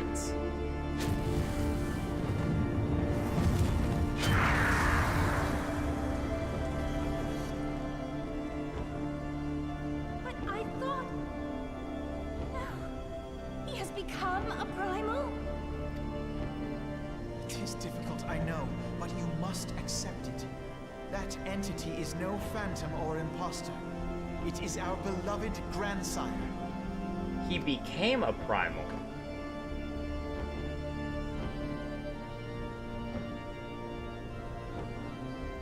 It makes sense for the Phoenix, because at the rebirth of Eorzea, the Phoenix is a great image for it. For his sake and for ours, you must defeat our grandfather. Okay, so who's feeding him with their prayers? Are the twins? Everyone has an immense devotion for Louisoix. Okay, now that we're out of the cutscene, we can start fighting this thing, and I'll see if I can avoid dying while fighting it. But one of the things that's fascinating about this is that he talked about how Bahamut came out of the depths of death and became a primal through the prayers of the dragons. I forget the fancy name for their race.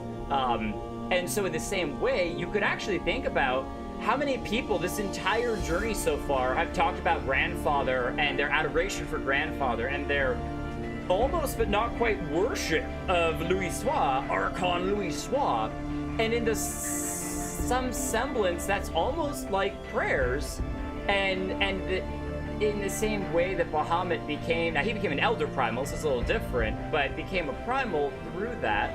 It isn't outside the realm of belief that with everyone's adoration and glorification of Archon Louisoix, that he would then become a primal in his own right.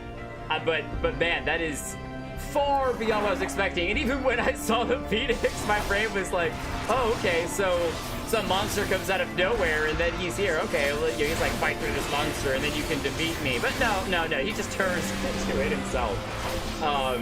And then he's like, you can, beat the answers out of me, and I have so many questions, but... Okay, so obviously they summoned something there. Okay, woo, love the different elements. So it's fire now. Oh, ow. Flames of Rebirth. I love the imagery of him being a phoenix, though. That is so cool. The rebirth of Eorzea.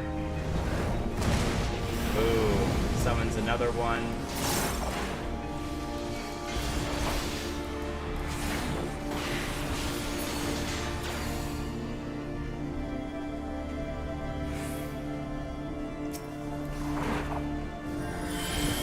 And now the music has just become way sadder. It's like an organ playing. I can absolutely imagine people that had deep connections with Louisoix just crying as they play through this, because this is like heart-wrenching for those who know Louisoix's background and story to see, and in a sense to see what he's become. I almost want to shut that music off, by the way. So if people know that that's possible, I'm tempted. I'm not saying that I will, but there's something about the atmosphere that gets shifted when you have that almost heavier or impactful music playing in the background, and then it's interrupted by da da da da da da da da. I know it's iconic for Final Fantasy as a whole, but I don't know. Okay, so should I? Okay, I can't roll need on that. I'll just roll need on the rest of this and just see what happens. So pass on that. Also, did you notice? Cool. Did you notice though when we beat him, he went from blue, the weird blue glow, to red? Yes. The red orange, but he did shatter into little aetherite crystals. So, but good point. Thank you, Holo, as well, for catching that we're going to get more cutscenes afterwards. So, we did this efficiently, beautifully. Everyone, well done, well done. Round of applause. Grandfather is truly gone this time. Better it end this way than the alternative.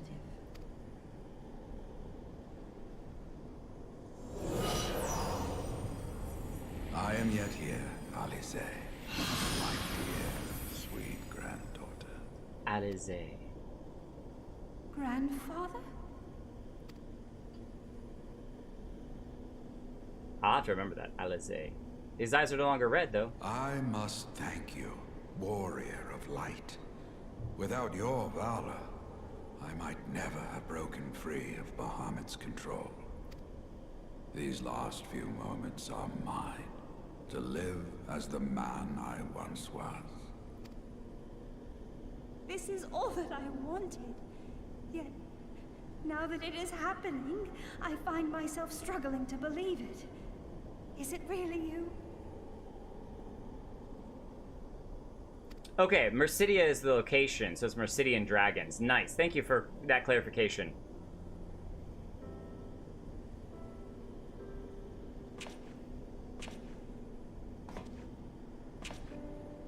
Grandfather, pray forgive me my insolence.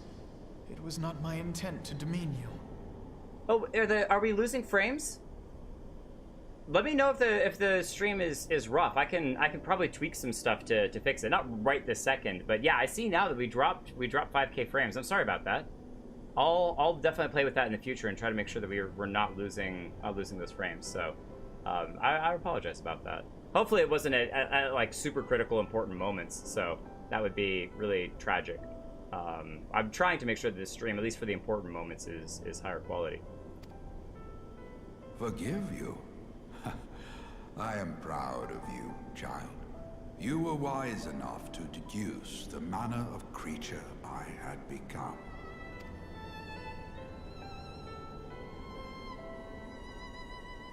Alfino, Alize, if any here should beg forgiveness, it is I.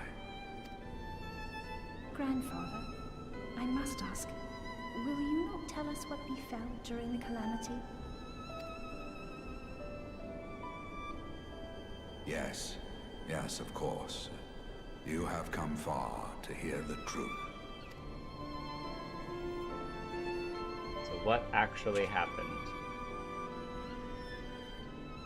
Let us then begin the tale at the Battle of Cartana, where clashed the forces of the Garlean Empire and the Eorzean Alliance. 'Twas there in the sky above the surging armies that the elder primal Bahamut broke free of the Red Moon Dalamut. Okay, I am curious on if he broke free of his own volition or if someone helped him break free.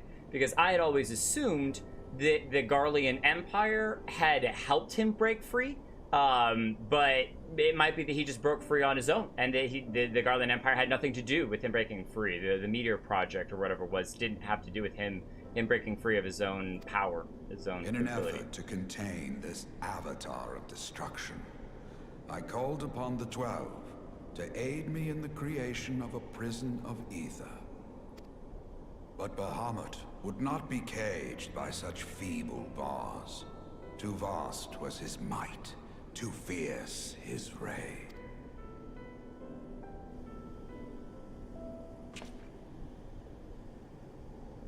Little choice remained to me. I used the last of my strength to entrust our hope unto the future, and prepared to meet my end.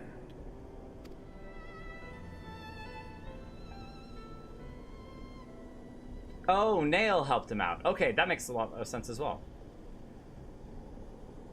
Those he was able to temper.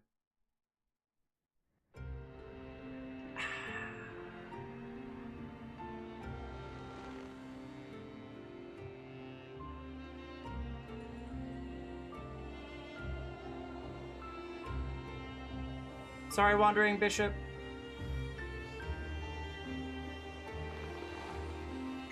That seems really low quality.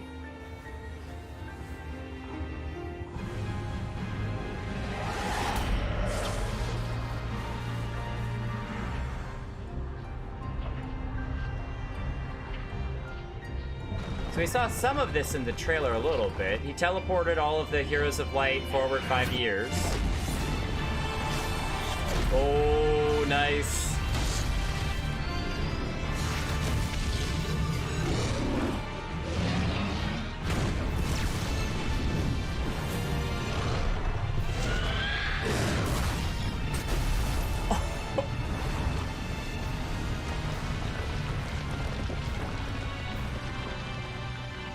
Talk about a nuke. Oh, he's holding it back.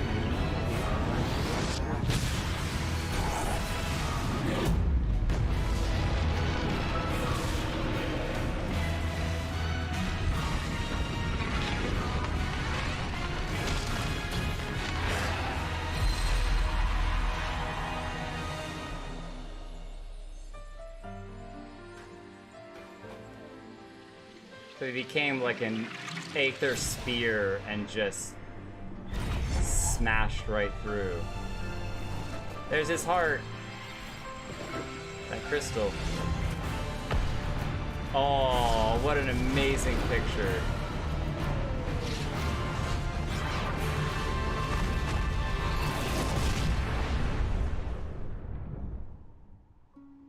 It's like a movie right there.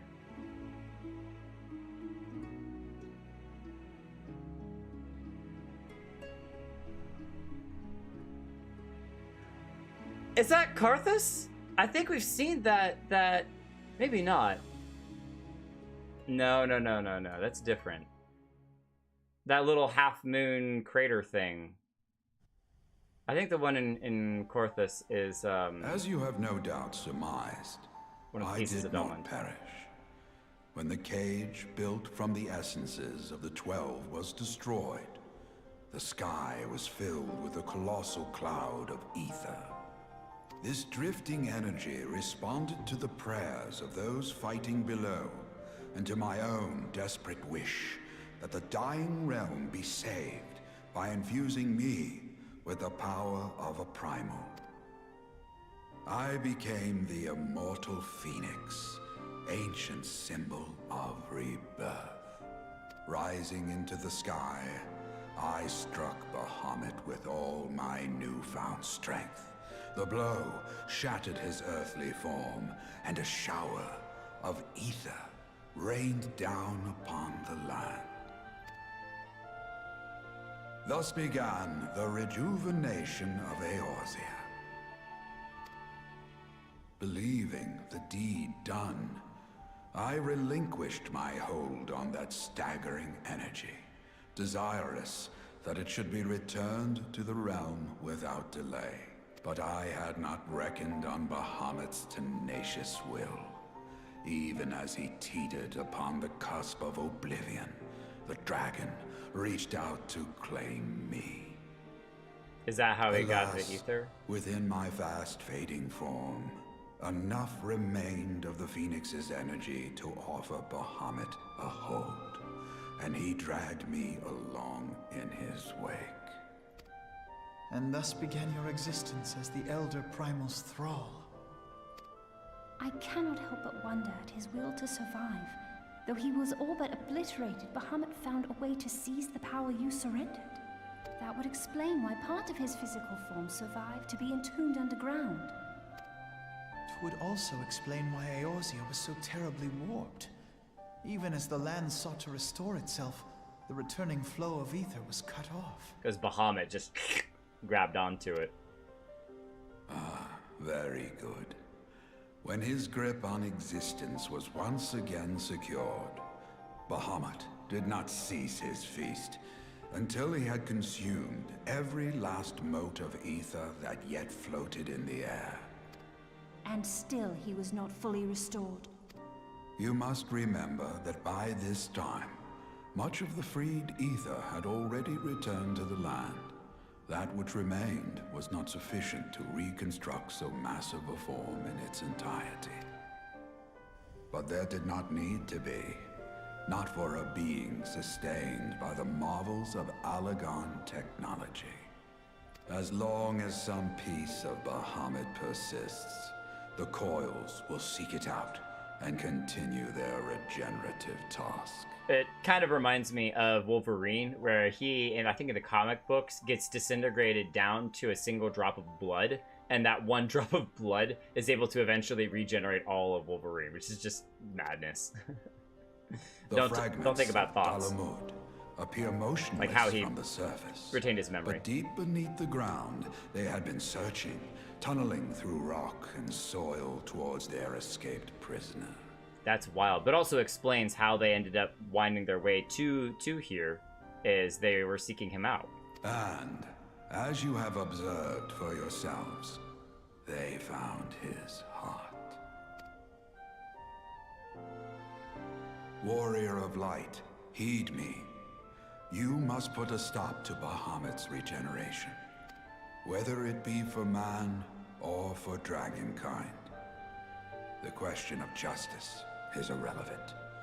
The Elder Primal will leave naught but a smoldering wasteland for both his children and ours. This kind of goes back to what I was saying earlier about once you're trying to weigh those scales of justice, but it's been so long and it gets so complicated, eventually you just throw the whole thing out. You're like, justice is no longer the issue. What matters here is, you know, keeping people you from to defend dying. Eorzea and guide its people to the future they yet struggle to find.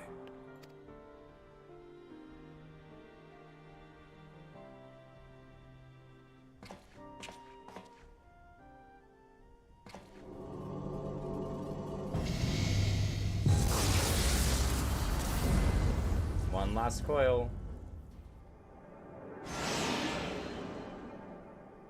The flow of ether to leave. That's what all those little lights are. I finally made that connection This too. portal will take you to the final internment hulk. 'Tis time for the tale of Bahamut and his part in the calamity to come to an end.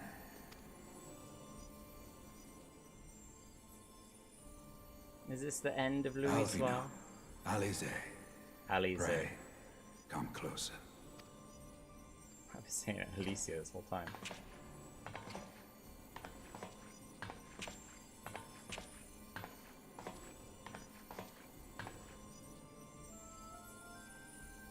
Your hopes and dreams must no longer be an extension of mine. You must needs find your own reason to fight for this realm, your own meaning in this sea of chaos. That's what Alfino was trying to tell her. Will you do that for me? Of course, Grandfather. I have already made it my mission to see this newborn Eorzea survive and flourish. The Phoenix of Rebirth. Alize, while I was yet enthralled to Bahamut, you spoke of my faith in man's strength. Know that your words reached me, imprisoned though my soul still was. So forceful was your conviction, I wonder if that belief has not become your own. Perhaps, after all your anger and sorrow was spent, you found something greater within you.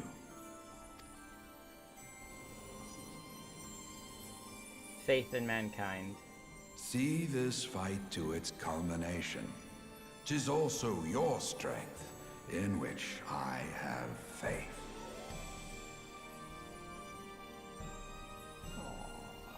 Thank you for everything.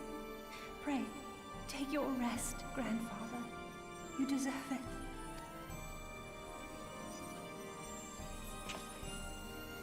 Give him a hug. There are records of an art that allowed one to summon the power of a primal from the essence of its demise. And though I am no true primal, all that I have left, I give to you. Alfino, Alize, my darling grandchildren. May Light's blessings ever keep and protect you.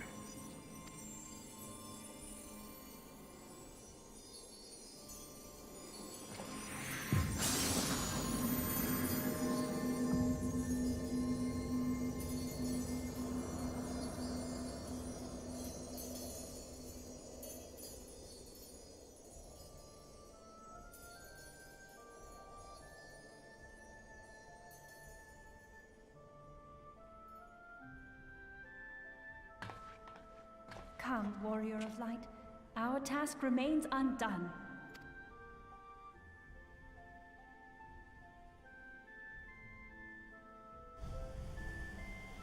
Has Orwin already left? Is that why he wasn't in the cutscene? I think he did. I was like, wait, where's Orwin? Aww. Aww. Oh, I was gonna give you I can't always do the caps. A comfort.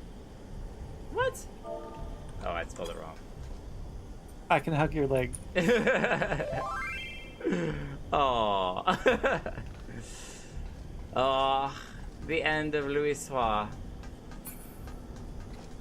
I think I have one random side note, which is that from a design point, the blue arc in the background here that was in a bunch of those cutscenes, which honestly should be removed because it didn't really add anything to the cutscenes, and it was pretty distracting having this like jittery blue line in the background that your eyes are kind of like constantly trying to like, what's that? What is that?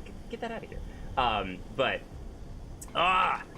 story-wise, got a whole lot of pieces put together, and man, I want to rewatch that cutscene where he pierces the heart of Bahamut, if you will, again, because that's just amazing. But it's really cool. But what I was kind of curious about as well is that a lot of primals, I think that if he had held on to that ethereal and primal energy, he probably would be a primal that could be resummoned. But because he let all of that aether go, and then he's obviously released the last little bit of it that he had even here, and he's no longer under Bahamut's, control and everything, that at this point he really is gone completely. Because I was kind of chewing on, I was like, well, Primus can be resummoned, so I wonder if you get enough crystals together, could you resummon Louis Soir? But I think he is gone. So are we going to the exit or entry point here? So a point of clarification on that: when people summon primals, it is them summoning it. So the primal is a reflection of their hopes and their prayers and their fervent supplications when they are summoning that primal. So no two people who are summoning a primal will produce, or no two summonings of the primal will produce a primal that is exactly the same as before. It's just that a group of people who have a consistent idea of what their god would represent, when they summon it in a very consistent, similar manner. Got it. So that's what he's saying there, is that he's like, if you tried, like if you prayed and you had crystals and you summoned, and you prayed hoping to summon Louis Soir back, you would summon a primal phoenix that would be your imagination of what Louis Soir would be as a primal. What you wanted out of Louis Soir as a primal, not the original, the OG, the original. Okay, so but he did say there that that there are records of an art that can be used to resummon a primal. That is, you should do the summoner storyline. There's a little Easter egg in there. Okay. I plan to do all the storylines eventually, so don't worry, we'll get there. Are we using the exit or the entry point here? We're using the exit. Okay.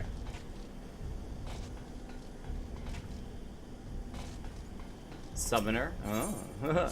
Summon primals. Summon something. Summon something. Hey, there you are.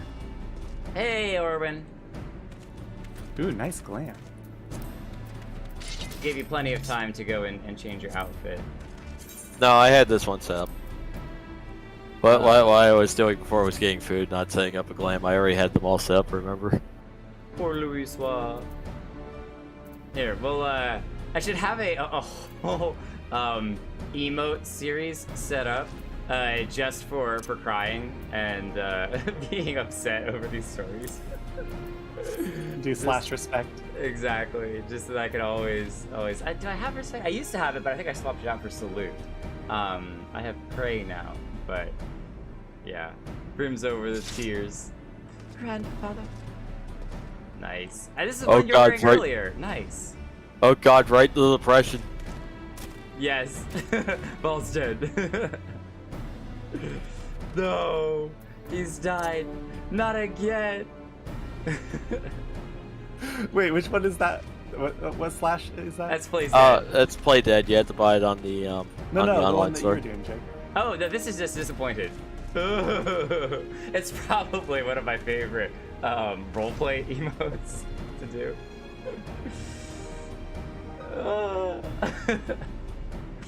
You're so small, your head actually hits the ground when you do that. Just headbutts the dirt. Only a teensy bit. They've established the primals are shaped by belief at this stage. Yes. Yes. Oh, just smiles in the chat. If something's spoilery, if I've got it wrong, just put smiles. If I've got it right, put smiles too. Don't get into the spoilery stuff. But just be like, yep, that's information. That's stuff. All right, time to shut this monstrosity down. Put him to rest too. I mean, you feel bad for him, but you also don't feel bad for him because you don't want everything. Oh, I love just the question marks, the burning heart.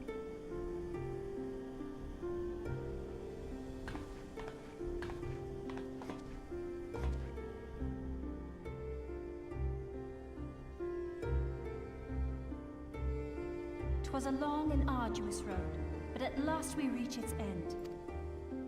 Farewell, Bahamut. I banish you back to the ether." All right, Frames, play nice. This is the big moment.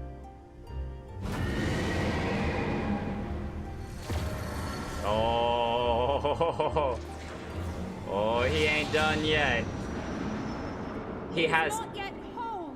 I did not think him capable. He has an indomitable will to survive. It's like a mini version of all of his little rocket explosion things. Eorzea! Oh, okay, okay. I had thought it finally over. You thought wrong. I will not survive another blast. Don't give up. Get up. No. Is this how I honor my promise to grandfather? Yeah, I was about to be like, don't just lay down. You must needs find your own reason to fight for this realm. Your own meaning in this sea of chaos. Will you do that for me? I will, grandfather. In fact, I believe I already have. Stand back up. It's not about how many times you get hit down. That reason has been with me all along, guiding me. It's how many times you get blade back of up. light, shearing through endless shrouds of darkness. I have been shown the miraculous feats of which we are all capable, of which I am capable. Bahamut, you have wreaked enough havoc. I will not let your wrathful fires consume all that we know and love. You get him. The Grimoire, let's go.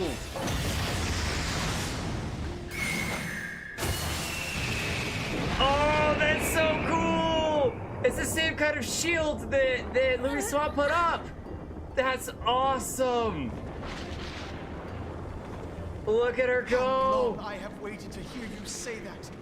You have found your resolve at last.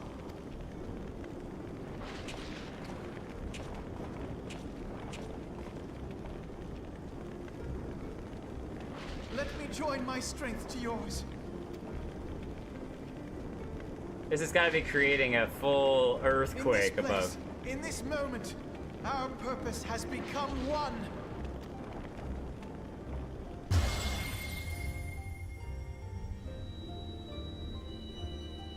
Oh, they're holding the book out. Okay, that's cool. Are they intending for this to happen? I'm not sure.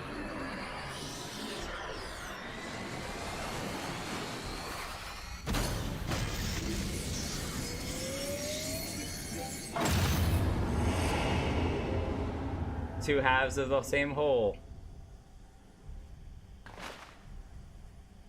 Please tell me. Future of Eorzea! It would just be really funny if they did the whole like,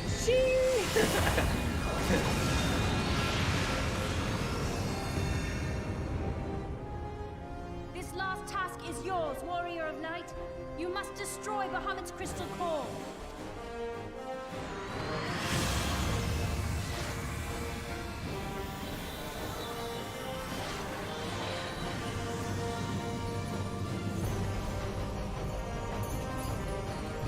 Oh!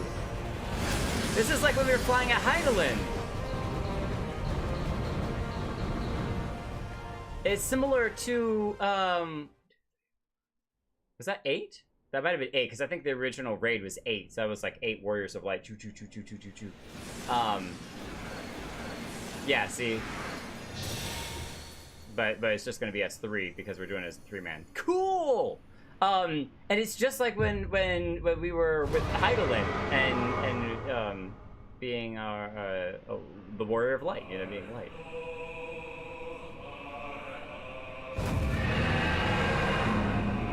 We get to fight him himself in the core. What?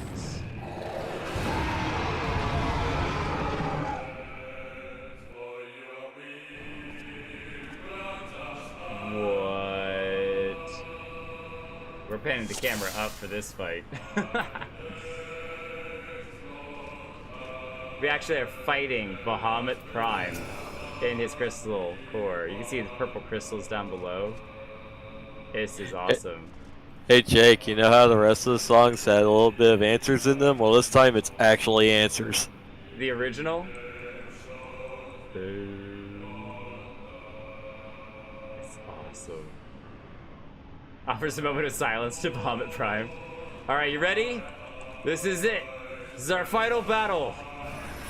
There's no going back.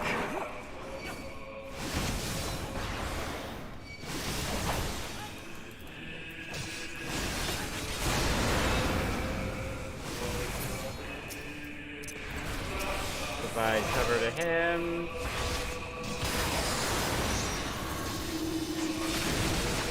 Ow! Ooh! Just in time. Whoa, whoa, whoa, whoa, whoa, whoa, whoa. Oh, Lulu's already, Lavava's already gone. Clemency. I'll heal it myself. Okay, where's it going? It is! I gotta time it. Oh, hello. What? I hit it! Oh, that's right. He knocks us into a death field. No, but so even though I had invincibility, impervious to attacks, I got knocked into the field. Okay. Yeah, don't get knocked into the red stuff. Okay. That's right. Oh, okay. All right. Luiswa's Phoenix has risen us again. So you might want to cover Hollow. Hollow? Okay. Because I'm not the one who's going to be taking damage here. Cover for you.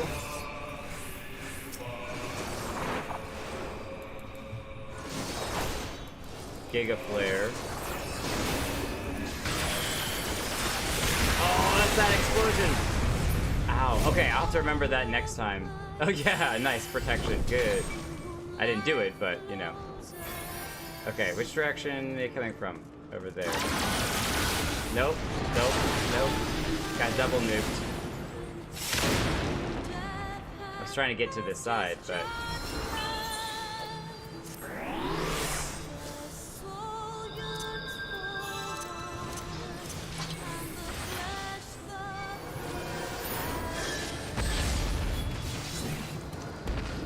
Nice. Alright, where is Bahamut? Oh, okay.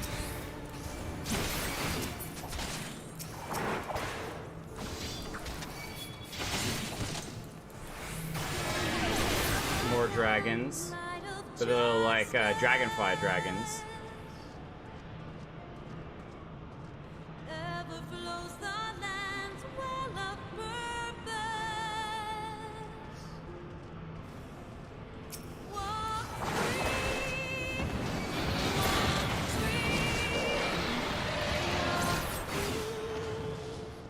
Cool blue dragons.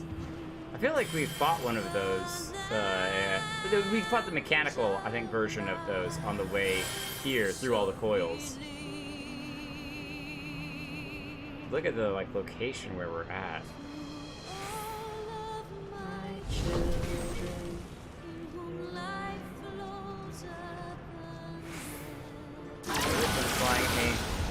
Oh god.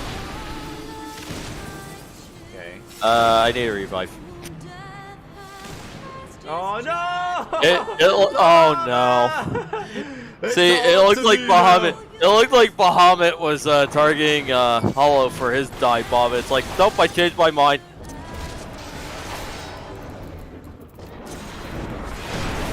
So what's the strategy for the is that just a tank buster?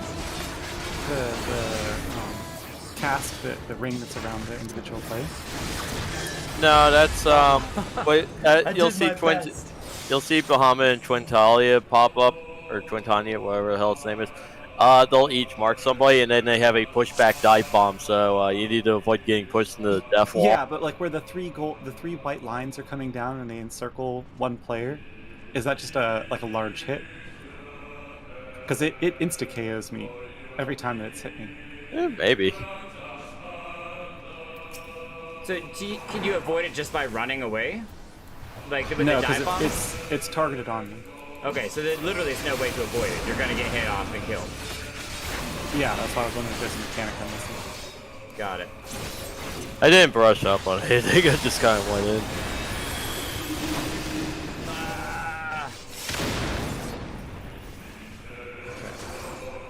Where are you? There you are. Give you cover. Oh, I don't have 50 yet. What? What did I do? Ow. Nobody ran behind me. Nope.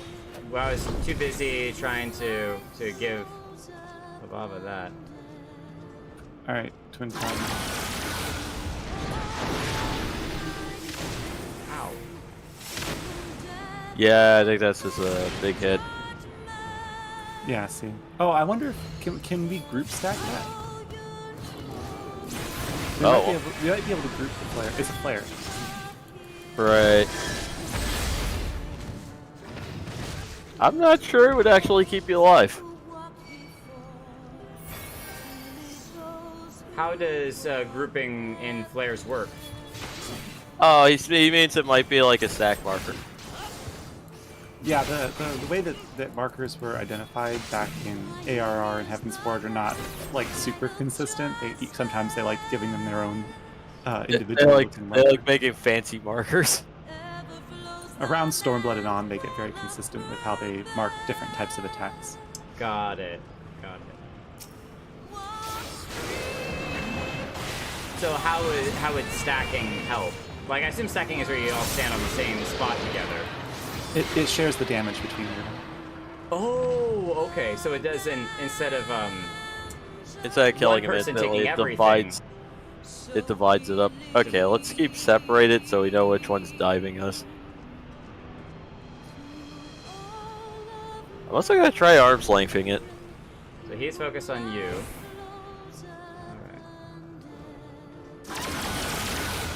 Oh, that's how I did to begin with. Arm's length works.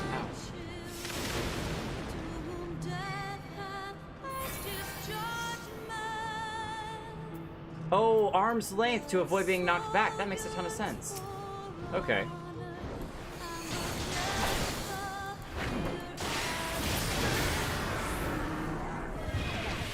More Allegan collars. We're fighting over top of Lavaba's dead body. We will avenge you. I'm just taking a nap. Oh, do you have to kill him on top of that ring? Yeah, I think it makes him vulnerable because he was immune before. Oh, I wasn't even seeing that. Yeah. I didn't mean to do that. I hit him with all 3 atonements to no effect.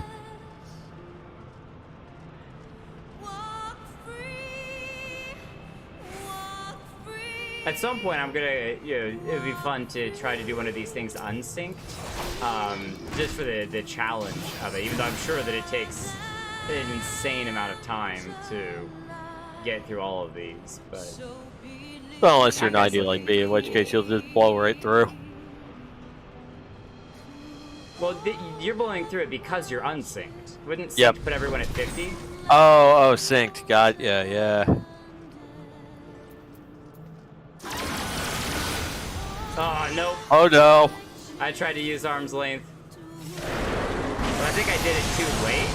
I'm not sure how that worked. Bring it.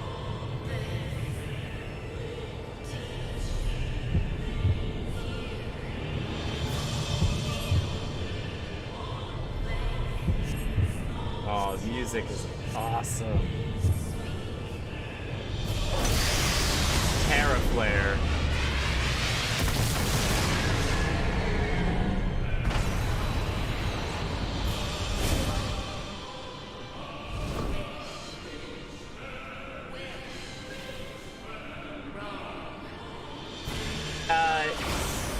Orwin, if you don't mind, can you rotate like 90 degrees to your right? There you go. Front row seats to the epic battle.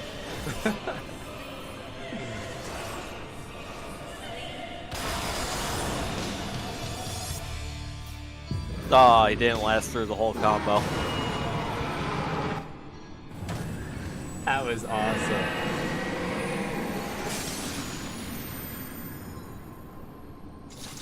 An epic finale.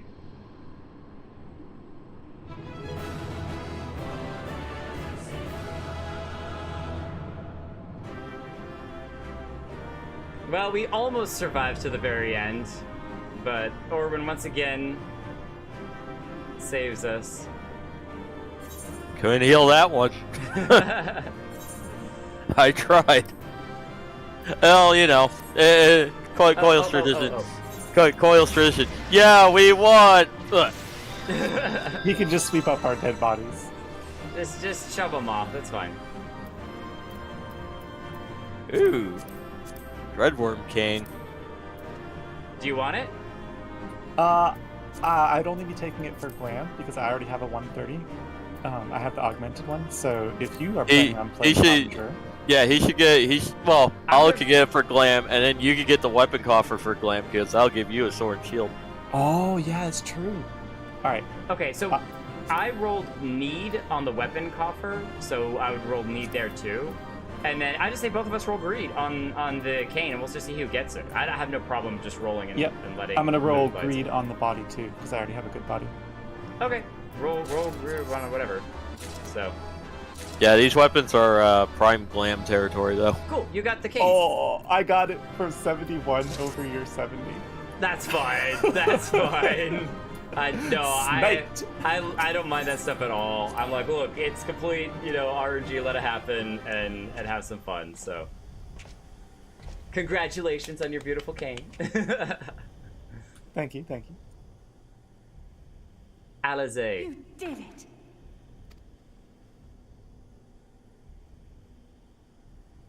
Alizé.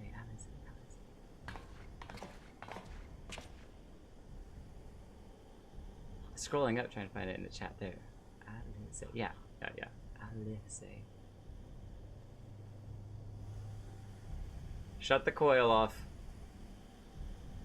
Say goodnight. You can still hear the heartbeat. But one task remains.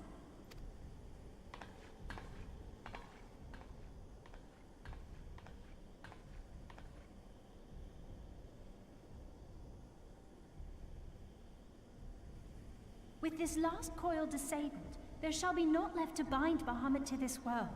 His beloved children will finally know peace.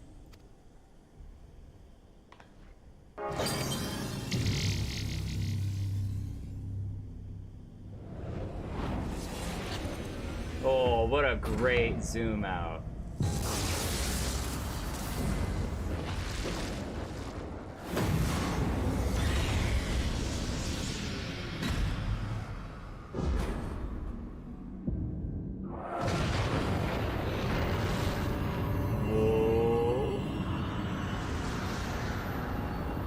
Oh, okay, that's him, I think, turning into Aether.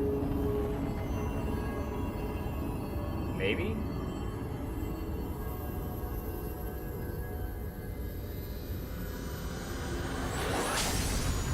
Yeah, okay, there it is.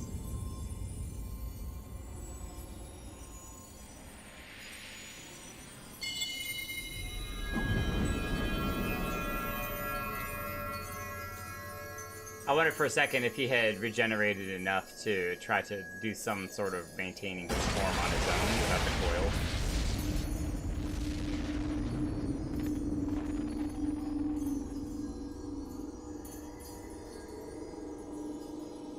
So even the purple crystal.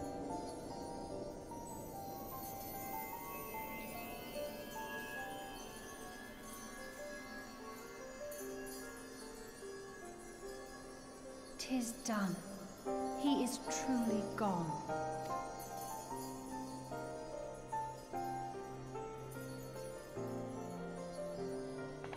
You knew, didn't you? You knew what Grandfather had become. I was not certain, but from all I had gleaned, it seemed a distinct possibility.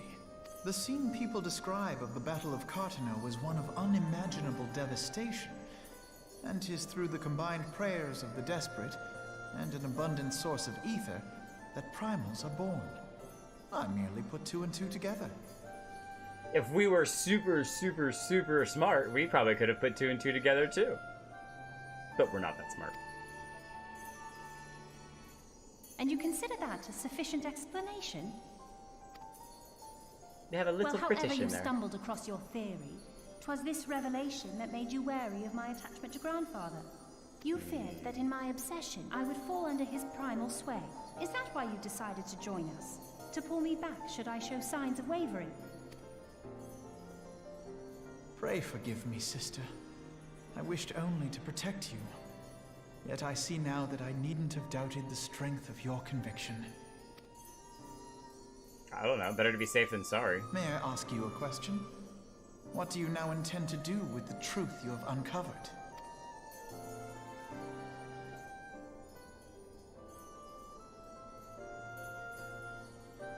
Which particular truth was that, brother? The fact that desperate prayer gave rise to the primal phoenix? That this new god was responsible for setting Eorzea on the path to rebirth? Should such a tale become common knowledge, people would soon offer up their prayers in earnest. They would beseech Phoenix to complete the healing that was begun. Yet as you and I know all too well, the very act of calling forth this savior would do more harm to the land than good.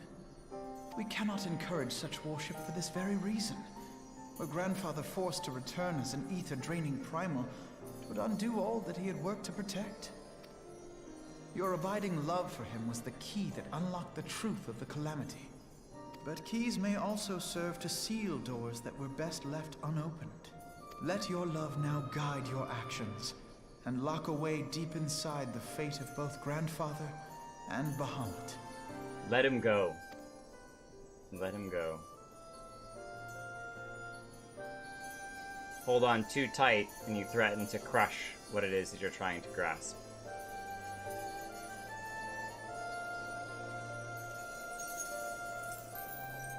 Fear not, Alfino. I understand what must be done. The realm need not know the truth for it to be saved. Secrets. That Secrets. the Elder Primal is banished, to return no more. That is enough.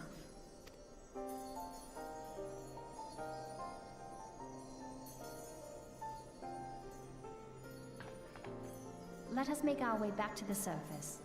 Poor Urianger must be beside himself with worry. Not Urianger, Urianger. And we'll just say that there was a really terrible earthquake here, and no one should explore the ruins of the Allegan ship. Seems like a really good idea. Just be like, there's nothing down there. It's not worth it. Nothing cool happening. Just, how about this? We already looted everything that was good down there.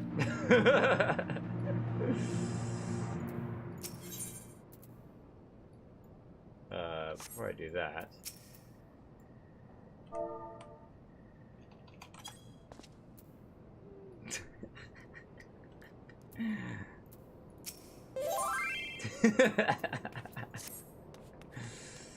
And here we are again. After that descent into darkness, the desolation of northern Thanalan seems paradisal. As promised, I shan't reveal the truth of the calamity to a single soul, However, the nations of Eorzea will require certain assurances that the threat of a new primal is gone. And that's kind of the juxtaposition, is that you kind of have to be like, hey, yes, everyone, we dealt with the threat of the new primal. It's definitely not going to show up. It's gone. Everything's fine. While simultaneously, when they ask, so how and why, and let us know more information as to how you got rid of this primal, you're like, things just happen. Day's gone. Don't worry about it. Just don't ask any questions. It's fine. It's totally fine. Kept in the dark overlong, 'tis only a matter of time before they seek answers of their own accord. Let us recommend that the fragments of Dalmund are sealed off, that the truth may rest undisturbed. But first, we must go and report to Urianger. It would not do to keep him in suspense. I dare say we shall find him pacing up and down at the Cerulean processing plant. That's what I'm talking about. Seal him away. Even though we are not... Before you go, Oh. don't forget to talk to Alpha now. Oh, yes. Alfino. In spite of your presence, I must confess that there were moments when I feared the worst. But in the end, you plucked us from the flames and bore us safe unto victory, as you always have. They were the ones actually protecting us from the flames. We just went and put a little sword to dragon face. As for Alice, Alice. I have never been more proud to call her my sister. Aww. Family reunion. Even the arrogant Boy Scout can have some character development. Oh, he's standing, and yet, just because I'm just so tall, I still get down on a knee to give him a hug. That's so cute. Even with your sass, it's he still cares deeply about his sister. Oh, hello, Wanderer. Nice jacket. Are you a samurai with that sword? No, It's a great red jacket. mage. It only costs 1 mil on the marketplace. Wait, but he's a sprout, so how does he have that much money? Lies and deception. I had a mill as a sprout. As a sprout? Yeah. Well, I maybe one sold day we'll a get lot of materia that I extracted from my gear. That's true. We should check if we could do that soon. I recently went through a big stripping spurge, cleared a bunch, tossed it all on Zenolithia. The warrior of light returneth, undimmed from the depths of darkness. By thy triumphant bearing, I take it thou hast succeeded in thy mission, and yet thou art alone. Mistake me not, dear friend. Full glad am I of thy safe return, but where, pray, are Master Alfino and Mistress Alice? Here they come, with their twin grimoires. Here, my friend, forgive us for our lateness. We took the scenic route. Bahamut is no more. The realm is safe. Even their outfits got torn up in the same way. They're twins. They're such twins. By the heavens, look at you. What horrors your young eyes must have seen. What suffering your young bodies must have borne. Pray, tell me, were you all hurt? Your wounds must needs be cleaned and distressed. Pray tell me, were you hurt? Your wounds must needs be cleaned and dressed at once. I shall make for you a poultice which draweth out... Be at ease, my friend. We are hale and whole, I assure you. We took a few tumbles, but the worst of our hurts are healed. I believe we have grandfather to thank for that. The heart hurts. Those are the hurts that hurt the worst. Master Louisoix? Then you met with him once more. But wherefore should Bahamut's thrall seek to ease your suffering? I promise to reveal all to you in due course, dear friend. But first, there is a matter which requires our immediate attention. I like that he's got keys on his belt. He's like the master of secrets. Now that Bahamut is defeated, we deem it best to bar entry to all of the fragments of Dalmund. To this end, we will convince the nation's leaders that the danger is past, and to invite their cooperation in ensuring that the fragments are never again disturbed. Let us depart and seek an audience with them forthwith. A moment, sister. You need not burden yourself with this task. Your Urianger and I will more than suffice. Might you not take this opportunity to rest? The gods know you have earned it. Aww. But I'm fine, brother. Besides, you have been through as much as I have. Oh, I see now. You would play your game of diplomacy and wish me out of the way. No, naught could be further from the truth, Alice. The crossed arms. My lady, 'tis mine earnest belief that your brother has your best interests at heart. You have more than done your part, and he desireth but to relieve you of a burden he might easily bear alone. I have some experience treating with dignitaries, you must allow, and as you have never failed to remind me of my fondness for diplomacy, I feel it only right that I remind you of your aversion to it.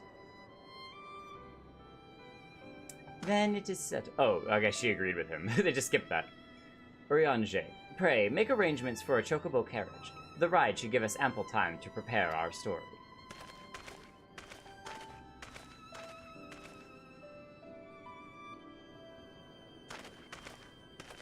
He's the guy to lock up after reading all the tomes.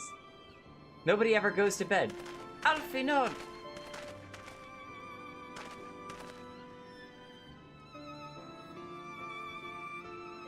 Although our paths are different, we share the same goal, do we not? But of course, dear sister.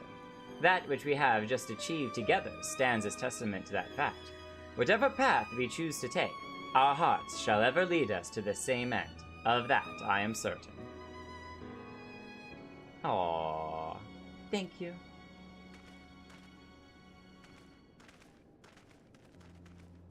It's kind of sad but understandable that even as siblings, their paths diverge and kind of come together again. You can't always follow in the shadow of your siblings. Sometimes you have to go out and make your own path, make your own life, make your own adventure, you know. And that while people can certainly work together on many a task, especially when it comes to siblings, there's health in growing both together and growing apart, and then coming back together. As a coworker said, it's really good to go out and learn and experience new things, because when you bring that information back, you can share new information. If you're always doing the exact same thing as, you know, together as a group or whatever, you don't learn as much about how other people are doing things and bring in new information and new challenges and new opportunities. So there is a place I would visit. Might I ask you to accompany me? Is it the Cartano Flats? But I do believe a change of garment is in order. It won't take a moment. I was wondering what the weird, like, camera looking at the hip thing was. I was like, but it was like, your outfit is kind of in shambles, so. Back in Thanalan. Oh, that's a cool new outfit she's got. I love the red matching the tie in her hair. We got red that matches too. A scenting pout. Like, fine. I'm not gonna verbally agree with you, but, you know, physically I'll show my agreement. The landscape is the same. Of course, there is no reason it would be otherwise. Although it would be poetic for the fragments to magically disappear, I am well aware that they shall remain long after you and I are gone. The fragments of Dalmund. Who is that laughing?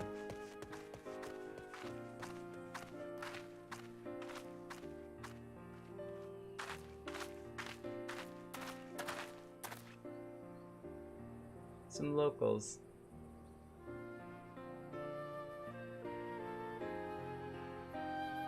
The world may change irrecoverably, but life shall ever go on. As long as we continue to protect it. Let us take a closer look, shall we?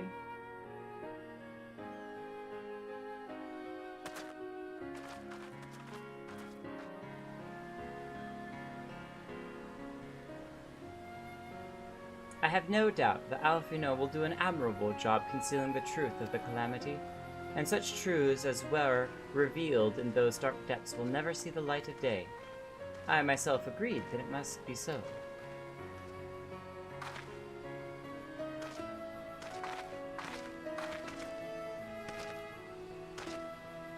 That face, whoo! But the thought that the people of Eorzea shall forever remain ignorant of their savior, of your deeds, the injustice of it is almost too much for me to bear. No, it's fine. We don't need the praise. It's quite all right. No, it's all good. How typical of you, Jake. Ever the hero. Even so, I cannot deny that I feel better for your reassurance. But I want you to know that I will never forget. You are the one who freed Grandfather's soul and saved Eorzea from Bahamut's wrath. We! What are you people not getting? Everyone's working together for the same goals. And though these great deeds will never be remembered in song, their consequences will be felt forevermore by every soul who calls this realm home.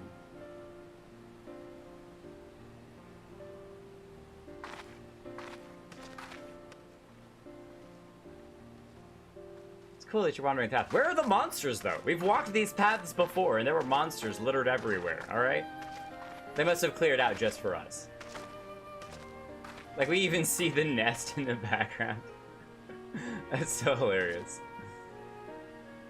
Yes, this spot will do.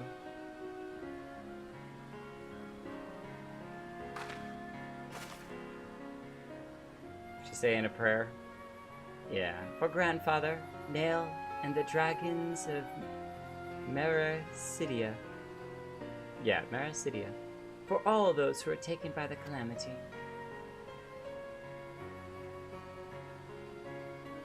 Gone, not forgotten.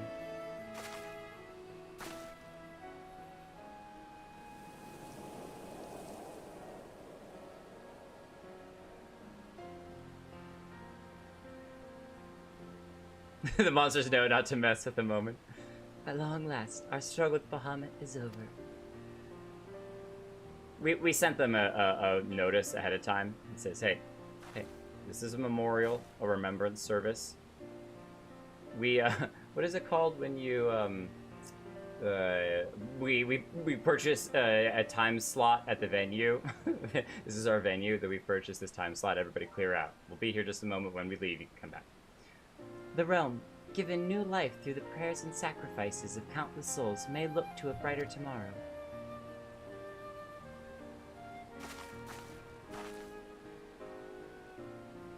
When the dust of our adventure has settled, I shall embark on a journey. I mean to find my own reason to fight for Eorzea. You kind of already have, to a degree. That was what that whole thing in there was about. And when I do, I will fight with all my being.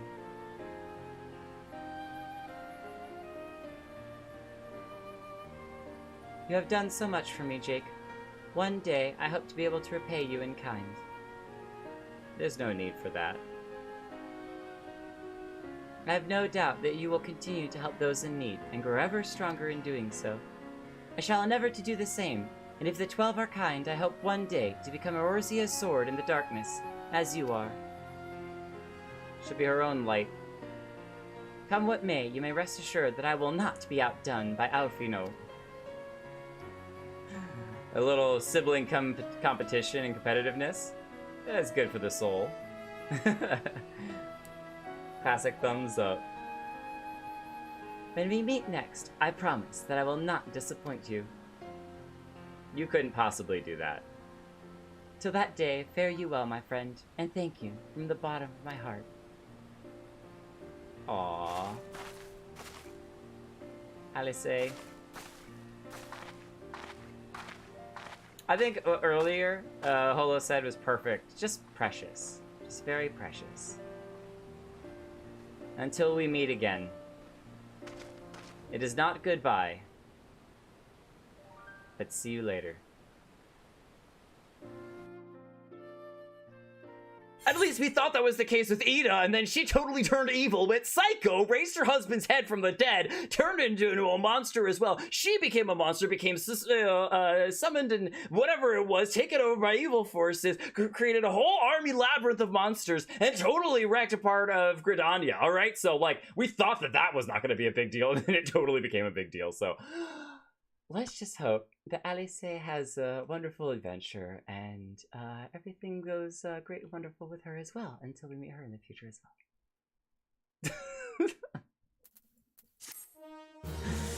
I'm sorry. I'm living with the scars of Ida. It was like happened. It just happened, you know, this last week. So I'm dealing with it. I'm dealing with it my own way. All right, I'm coming to terms with that.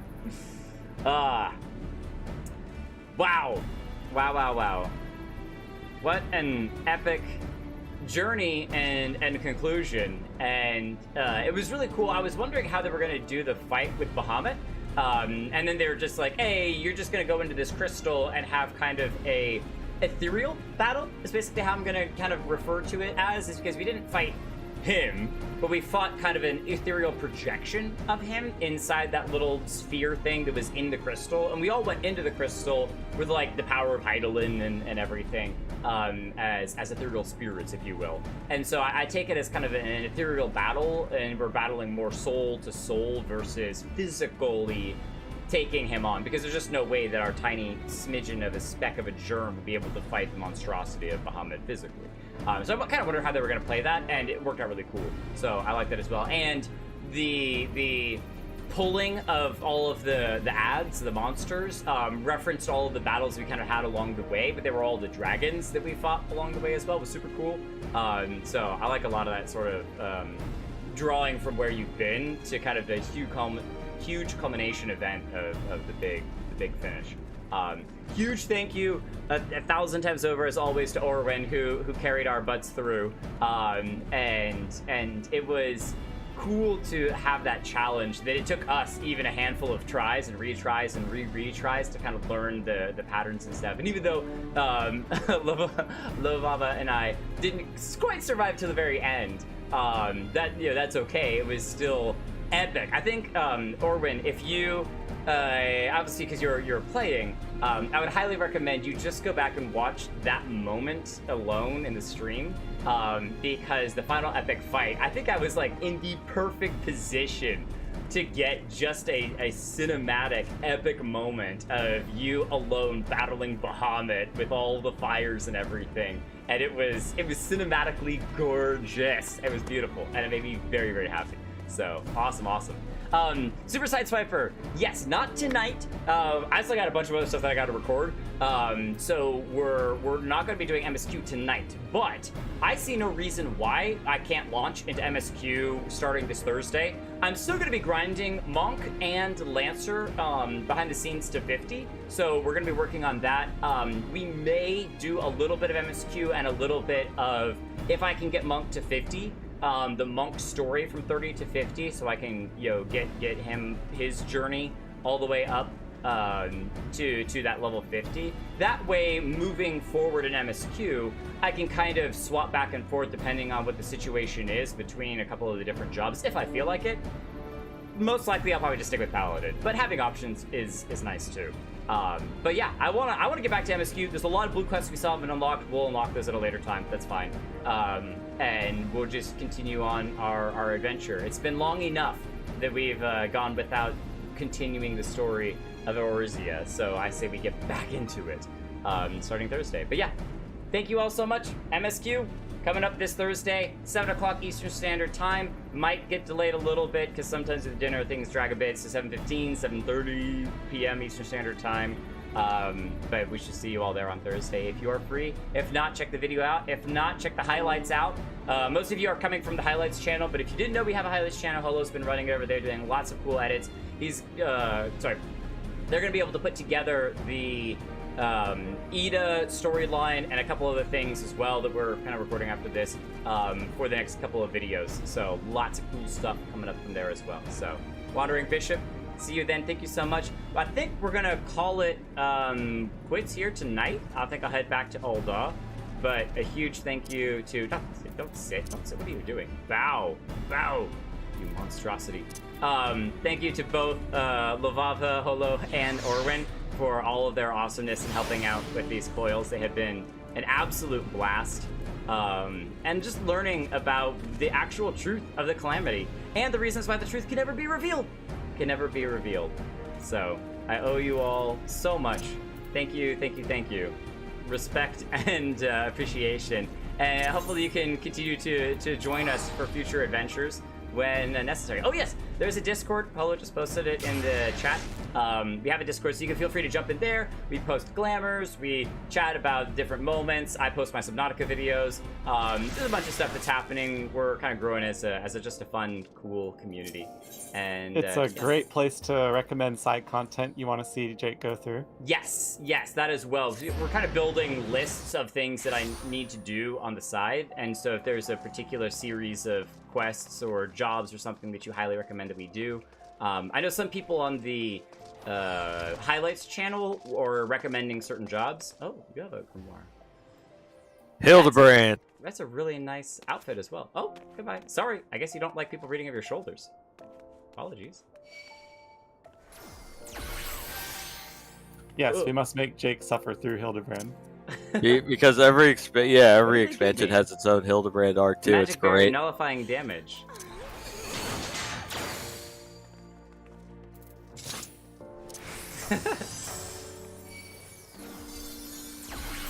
So shiny! I love it. Have fun. Thank you so much again, Orwin. Yes. Oh, seriously. no problem. We owe the ease of working through those to you in its entirety. I'm sure you know more than either of us how difficult this would have been for us to either two-man or try to get other people involved and work. Oh, it's such a pain getting a party for it too. So thank you all so much. This is the end of the stream. Have a great one. We'll see you all Thursday, 7 p.m. Eastern Standard Time.